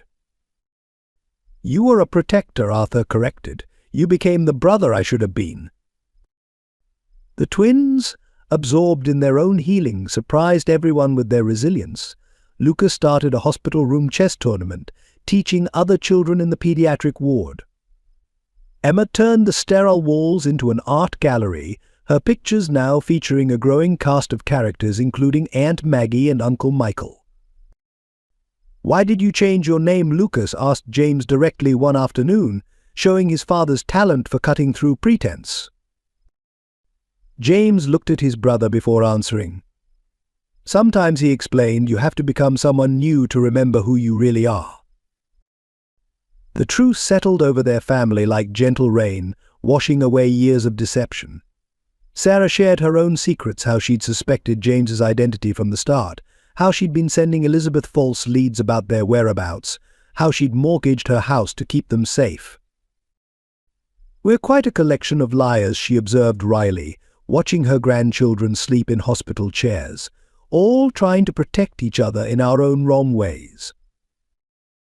But it was Maggie's final revelation that changed everything. The night before she passed, she confessed to Emily about Elizabeth's long-time manipulation of Arthur's father, how she'd orchestrated his rejection of Michael, pushed Arthur toward ruthless ambition, and systematically destroyed any threat to her control. "She didn't just break your marriage," Maggie explained. "She broke her own family first. The accident that sent Michael away, she arranged that too." The truth hit the brothers differently. Arthur retreated into himself, processing years of manipulation. James disappeared for a day, returning with their father's old journal, proof of a man trying to break free from his wife's control. "He tried to find you," Arthur told James. "Every year on your birthday, Mother intercepted everything." In the quiet of healing, surrounded by the honest love of children, decades of lies unraveled into something simpler, a family finding its way back to truth. The decision to rebuild their family came not in grand gestures but in small moments. It happened in Emily's hospital room, where Lucas and Emma had created their own little world of hope and healing. The twins had pushed chairs together into a makeshift fort, decorated with Emma's drawings and Lucas's carefully constructed paper chains. "We should all live together," Lucas announced one evening, his tone suggesting he'd given this considerable thought, like Tommy's family after his parents got unmarried and married again. Emma nodded enthusiastically, adding another angel to her growing mural of their family. "The new baby needs all of us," she declared with 3-year-old wisdom. "And Mummy smiles more when Daddy Arthur is here." The adults exchanged glances over the children's heads. James, sitting in his usual corner with his bad leg propped up, watched his brother's face carefully. Sarah paused in her knitting a tiny yellow blanket for the newest Blackwood. Emily, still pale but recovering, rested her hand protectively over her growing bump. "It's not that simple," Emily began. "Why not?" Lucas challenged, showing his father's talent for negotiation. "Uncle Michael is really Uncle James now. Aunt Maggie told the truth and went to heaven. The mean grandmother is gone. All the lies are fixed." Arthur moved to sit beside his son, struck by the simple logic. You're right about the lies being fixed, he agreed, but grown-ups sometimes need time to. To not be scared anymore, Emma interrupted, adding another angel to her drawing. Mummy says it's okay to be scared as long as you're brave too. Sarah's knitting needles clicked softly in the ensuing silence. The blue house has plenty of room, she offered carefully, and James's apartment is just down the street. The garden needs work, James added, a small smile playing at his lips. Could use a businessman's eye for investment. Emily looked at Arthur, really looked at him for the first time since the accident. He'd changed in ways that went beyond the silver threading his temples or the new lines around his eyes. The power suits had given way to comfortable sweaters, the corporate mask replaced by genuine warmth when he played with their children. Where would you put your office, she asked softly, testing the waters. The sunroom, he answered immediately, as if he'd already thought about it. It overlooks the garden where the kids play. I could work from home most days, maybe go into Boston twice a week for meetings. Lucas, sensing victory, pressed his advantage. Emma needs space for her art studio, and I want to build a real chess table in the garden. And the new baby needs a yellow room because that's a happy color. Yellow, Emily echoed, touching her stomach. Like hope. James cleared his throat. I could teach history from home too. The school's been wanting to start an advanced placement program. The pieces of their broken family were realigning, not into their original pattern, but something new, something stronger. Like Emma's art, they were creating beauty from fragments. We'd need rules, Emily said, but her voice held no resistance. No more lies, Lucas stated firmly. No more running, Arthur added, meeting Emily's eyes. No more hiding, James agreed. Emma put the finishing touch on her drawing a house with an open door, all of them inside, surrounded by angels. No more being alone, she whispered. Sarah gathered her knitting, the yellow blanket taking shape like their future. Well, she said practically, we should start with the nursery. This little one will be here in a few months. The decision wasn't made with legal documents or formal announcements. It was made in children's wisdom and adult acceptance, in yellow blankets and crayon angels, in the quiet acknowledgement that love, when given room to heal, finds its own way home. Spring came to the blue house on Maple Street with gentle persistence, much like the healing of its inhabitants. The garden, once Sarah's solitary domain, became a family project. Arthur learned about soil feech and rose pruning with the same intensity he'd once applied to corporate takeovers. The twins created their own patch, where Lucas grew mathematically precise rows of vegetables while Emma planted flowers in artistic swirls. Family therapy happened in both formal and informal settings. Dr. Rebecca Anderson visited twice weekly, but the real breakthroughs often occurred in unexpected moments. Like when Lucas found his father's old Harvard yearbook and saw pictures of young Michael, triggering a conversation about family choices and forgiveness. Did you hate Daddy Arthur? He asked Emily one evening while helping her prepare dinner, when he made the bad choice. Emily paused in her chopping, considering her answer carefully. I was angry and hurt, she explained, but hate makes your heart heavy. I needed my heart to be light, to carry all my love for you and Emma. The pregnancy progressed with cautious joy. This time, Arthur attended every appointment, learned every milestone. He kept a journal, something his corporate self would have scoffed at, recording each tiny development. Emma insisted on singing to her future sister every night, while Lucas researched infant development with scholarly dedication. James's transition from Uncle James to Uncle Michael happened gradually. He kept both names, understanding identity was fluid. The twins adapted easily, sometimes using one name, sometimes the other, accepting that people could be multiple things at once. Like how Mummy is both a teacher and a Mama Emma explained to a confused classmate, or how Daddy is both a businessman and a gardener now. The house itself seemed to heal. Arthur's sunroom office filled with children's artwork alongside business reports. The formal living room became a playroom art studio combination. Emma's murals spread across permitted walls, telling their family story in vibrant colors and angel wings. Winchester Academy watched their healing with supportive discretion. When Arthur began volunteering for math tutoring, the same community that had protected Emily now embraced him. James's advanced history program flourished, his dual identity becoming an open secret that somehow made him more beloved.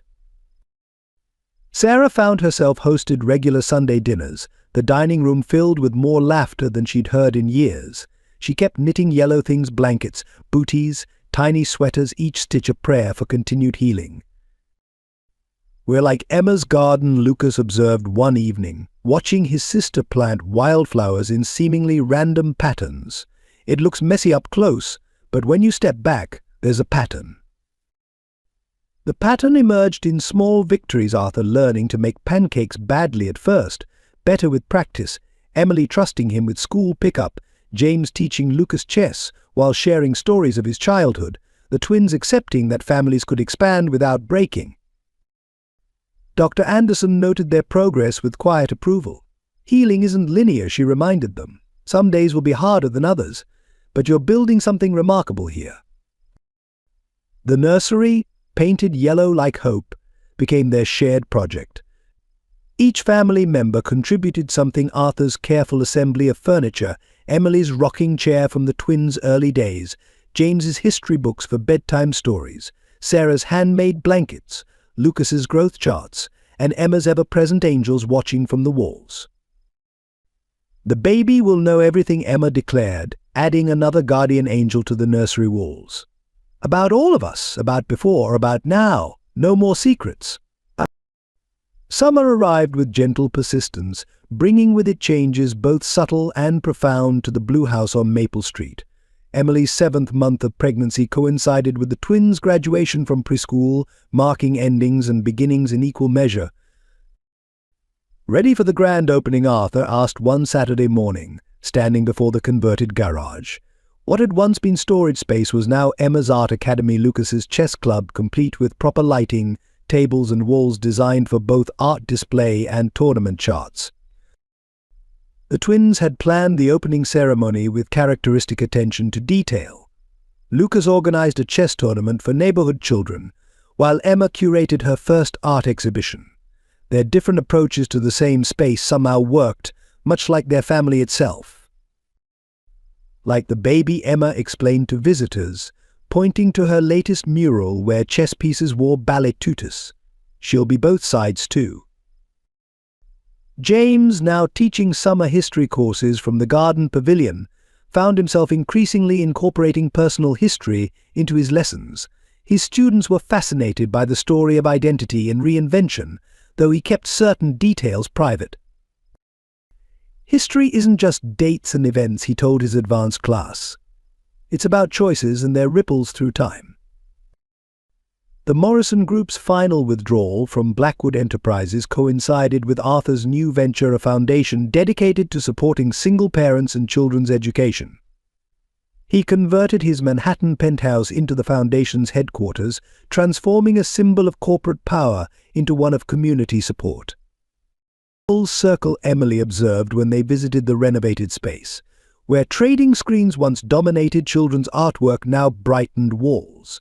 The room that might have been the twins' nursery became a daycare center for staff members' children. Sarah's role evolved too. Beyond grandmother and librarian, she became the family's unofficial historian, collecting photographs, articles, and mementos in carefully curated albums. For the baby, she said, but everyone knew it was for all of them, proof of their journey from broken to whole. The yellow nursery filled with gifts, each telling its own story of healing. Maggie's education fund was transformed into a trust for all 3 children. James contributed their father's restored chess set, found in storage and refinished by hand. The twins added daily offerings: Lucas's origami mobiles, Emma's ever-evolving angel gallery. "The baby moves more when Emma sings," Lucas reported, having developed a scientific approach to monitoring his unborn sister. He kept detailed charts of kick counts and responses to different stimuli, particularly proud when she reacted to his chess strategy discussions. Arthur's transformation proved the most profound. The man who once measured success in stock prices now found joy in simpler metrics. Lucas mastering a difficult chess move, Emma selling her first painting, James laughing freely at family dinners, Emily's trust returning in small but significant ways. "We're not fixing what was broken," Emily realized one evening, watching Arthur and James teach the twins how to plant moonflowers. "We're growing something new." The moonflowers became a family project, their night-blooming habits requiring everyone's participation. Lucas tracked their growth with scientific precision. Emma painted their luminous blooms. James shared their historical significance. Arthur built trellises for their climbing vines. Sarah photographed their nightly transformation. Emily read them poetry in the moonlight.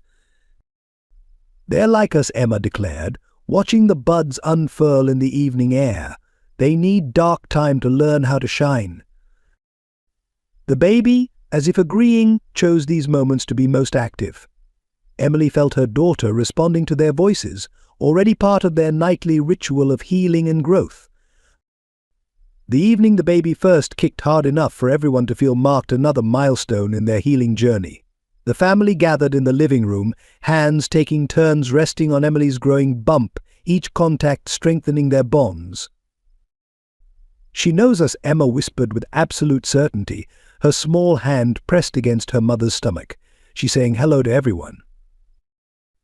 Lucas approached the moment with his characteristic blend of science and sentiment, timing the kicks and noting patterns. "She moves most for Daddy Arthur's voice," he announced, consulting his notebook. "And Emma's singing. And Uncle Michael's history stories." The baby became their bridge, connecting past and present, healing old wounds with new life. During quiet evenings, Arthur would read aloud from his father's recovered journals, sharing the story of a man who had tried to break free from Elizabeth's manipulation, who had searched for his lost son while bound by golden chains of obligation. "He wanted to find me," James said one night, his voice thick with emotion. "All those years he tried." The moonflower garden flourished under their collective care, blooming each night like hope in darkness. Emily often found Arthur there late at night, talking to the flowers and, she suspected, to the daughter they'd lost years ago at the Metropolitan Club.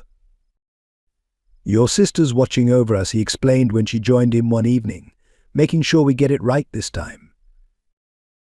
Sarah expanded her Sunday dinners to include members of the Winchester Academy community who had protected them during darker days. The dining room filled with teachers, families, and friends who had chosen sides and stood firm. "Family isn't just blood," she'd say, watching the mixing of lives and love around her table. "It's choice and courage and forgiveness." Lucas and Emma developed their own rituals of inclusion. They created a family wall in the hallway, adding photos and artwork that told their story. Arthur teaching Lucas chess, James helping Emma with art projects, Sarah knitting, Emily teaching, all the moments that made them whole. "We need space for the baby's pictures," Lucas pointed out, calculating wall area with mathematical precision. "And for the angels," Emma added, drawing another guardian spirit above their family portraits. The foundation work brought unexpected healing. Arthur and James worked together, using their different perspectives to create programs that really helped. They found themselves sharing childhood memories, filling in gaps, understanding their father's struggles through adult eyes. "He'd be proud," James said, watching Arthur mentor a group of single fathers. "Not of the empire, of this." Emily's classroom became another family space.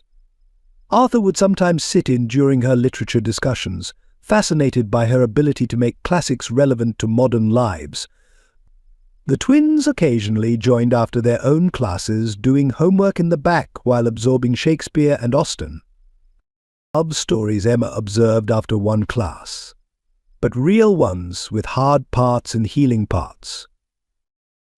The baby grew stronger, her movements becoming more distinct.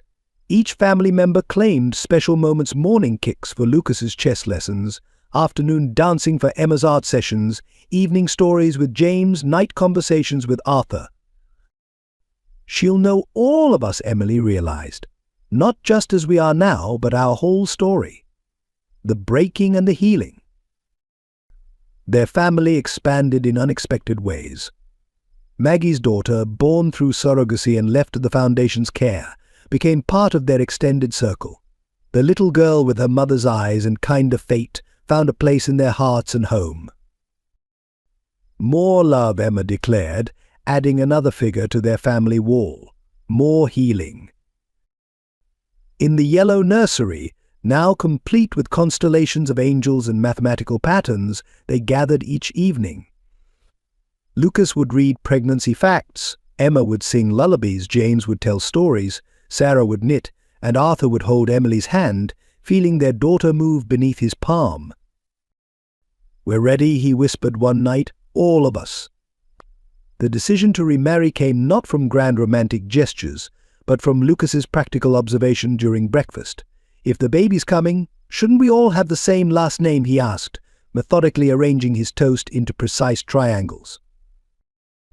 The September garden of the Blue House transformed under Emma's artistic direction. She insisted on twinkle lights in the moonflowers, creating a magical canopy for the evening ceremony. "The angels need to see," she explained, adding sparkles to her latest family portrait. It would be small, they decided. No society pages, no corporate mergers disguised as marriage, no power plays masked as traditions. Just family, chosen and blood, witnessing their reunion under the stars. "I still have your ring," Arthur confessed one evening in the Moonflower Garden. "I've carried it every day since you left."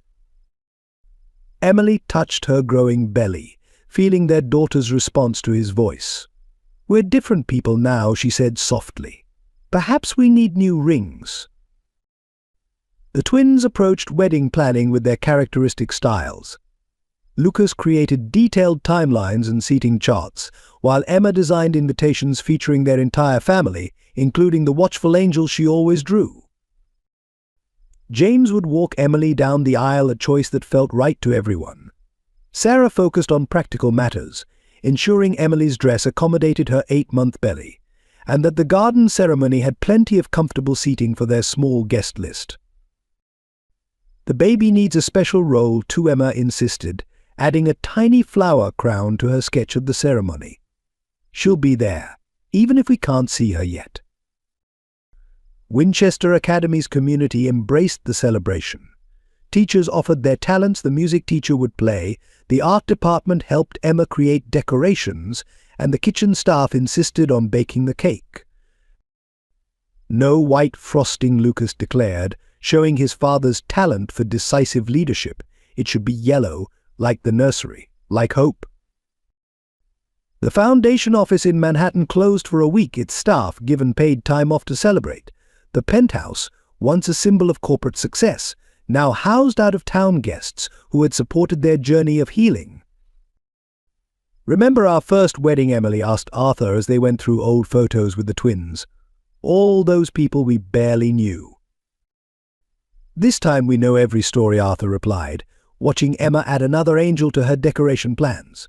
"Every person who helped us find our way back."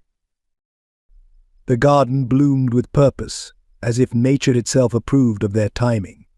Moonflowers opened each evening during rehearsals, their white petals glowing under Emma's carefully arranged lights. Lucas supervised the installation of chess tables for reception entertainment, insisting that love and strategy went hand in hand. "The baby kicks more during planning," he noted in his ever-present notebook. "She's excited too." Sarah found Emily's old wedding file, untouched since the Metropolitan Club night. Together they burned it in the garden, replacing society's expectations with their own traditions. The ashes enriched the soil where new flowers grew. "Full circle," James observed, helping Arthur hang the last of Emma's light strands. "But spiral up, not just around. We're all higher than where we started." The night before the ceremony, the family gathered in the garden.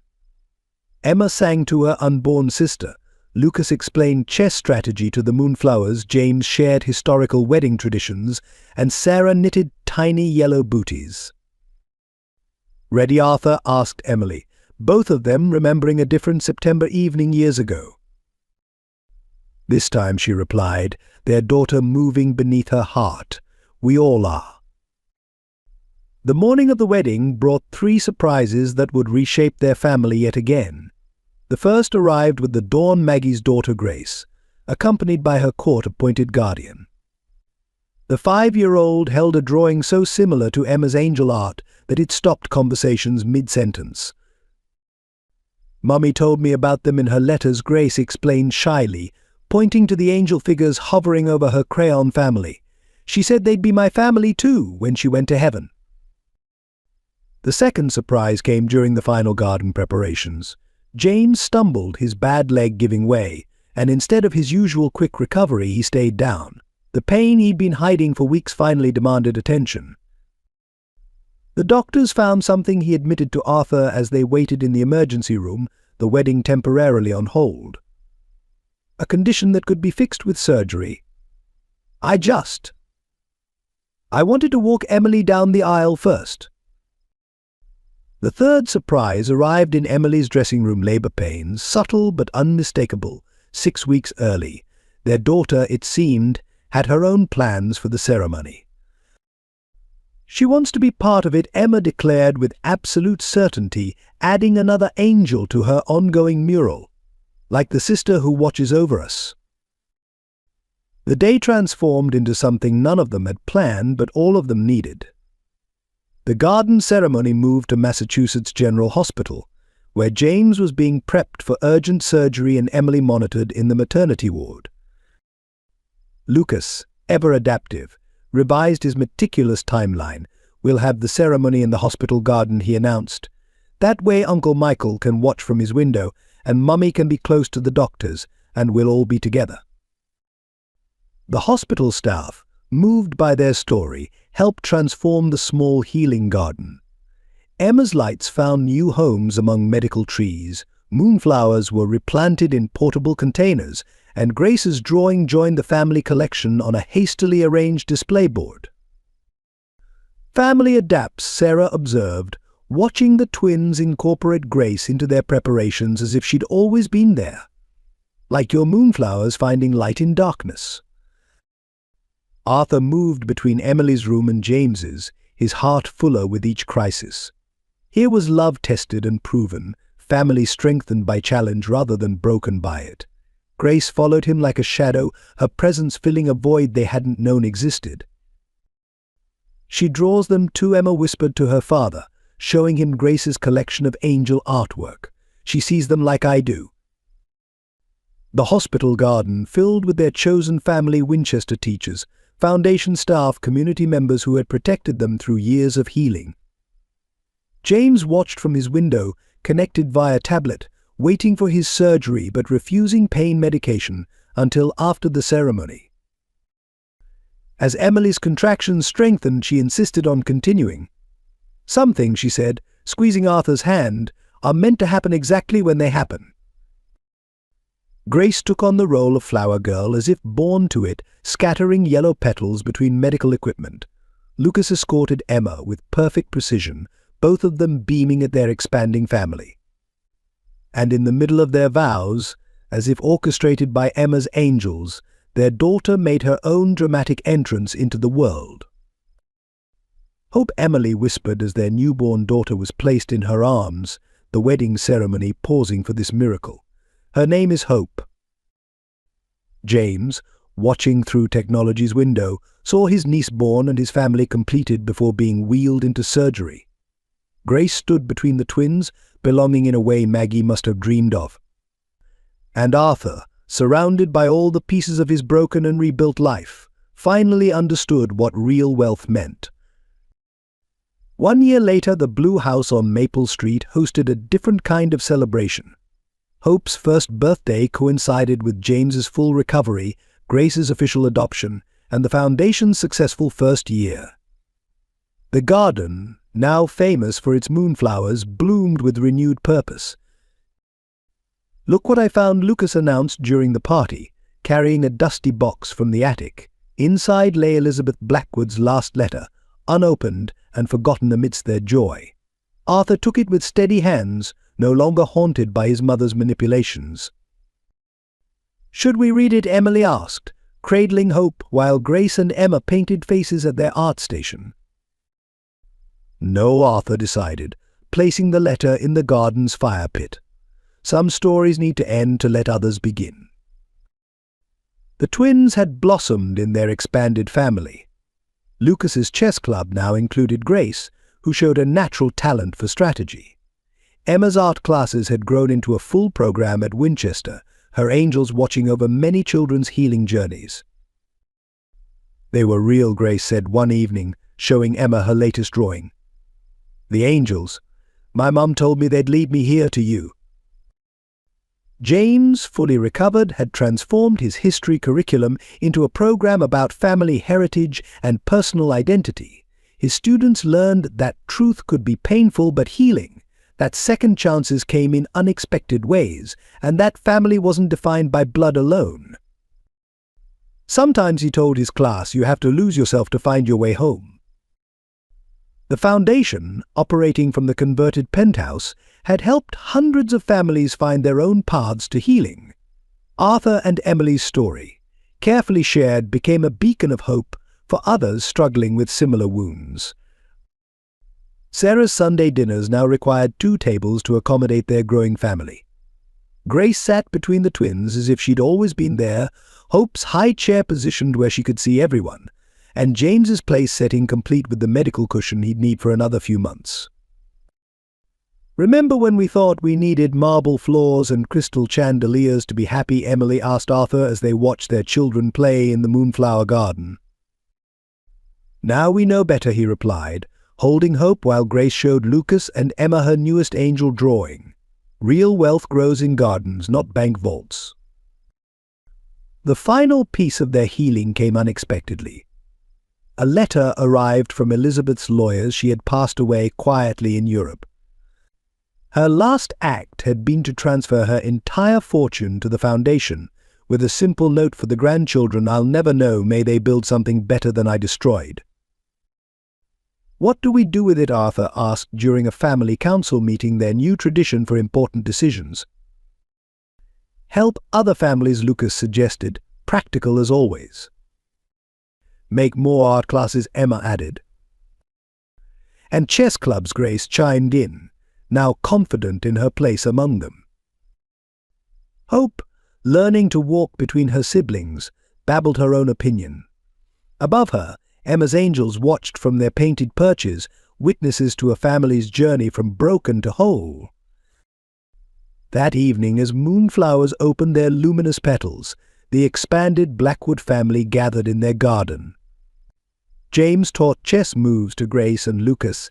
Emma and Hope painted with their fingers, Sarah knitted, and Emily leaned against Arthur, at peace with their unconventional path to happiness. "We did it," she whispered. "We found our way home."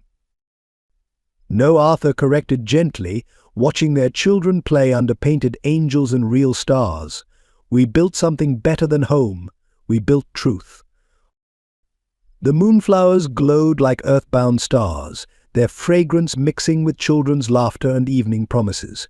In this garden of second chances, a family once shattered by lies bloomed into something extraordinary, a testament to love's ability to heal, grow, and transform darkness into light.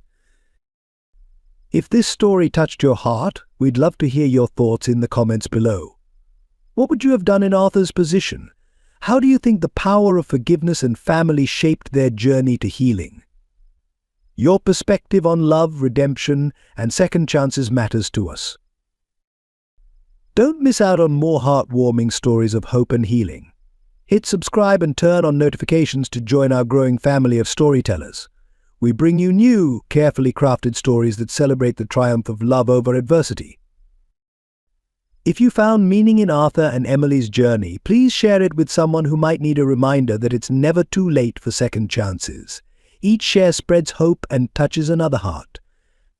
Remember, sometimes the most broken paths lead to the most beautiful destinations.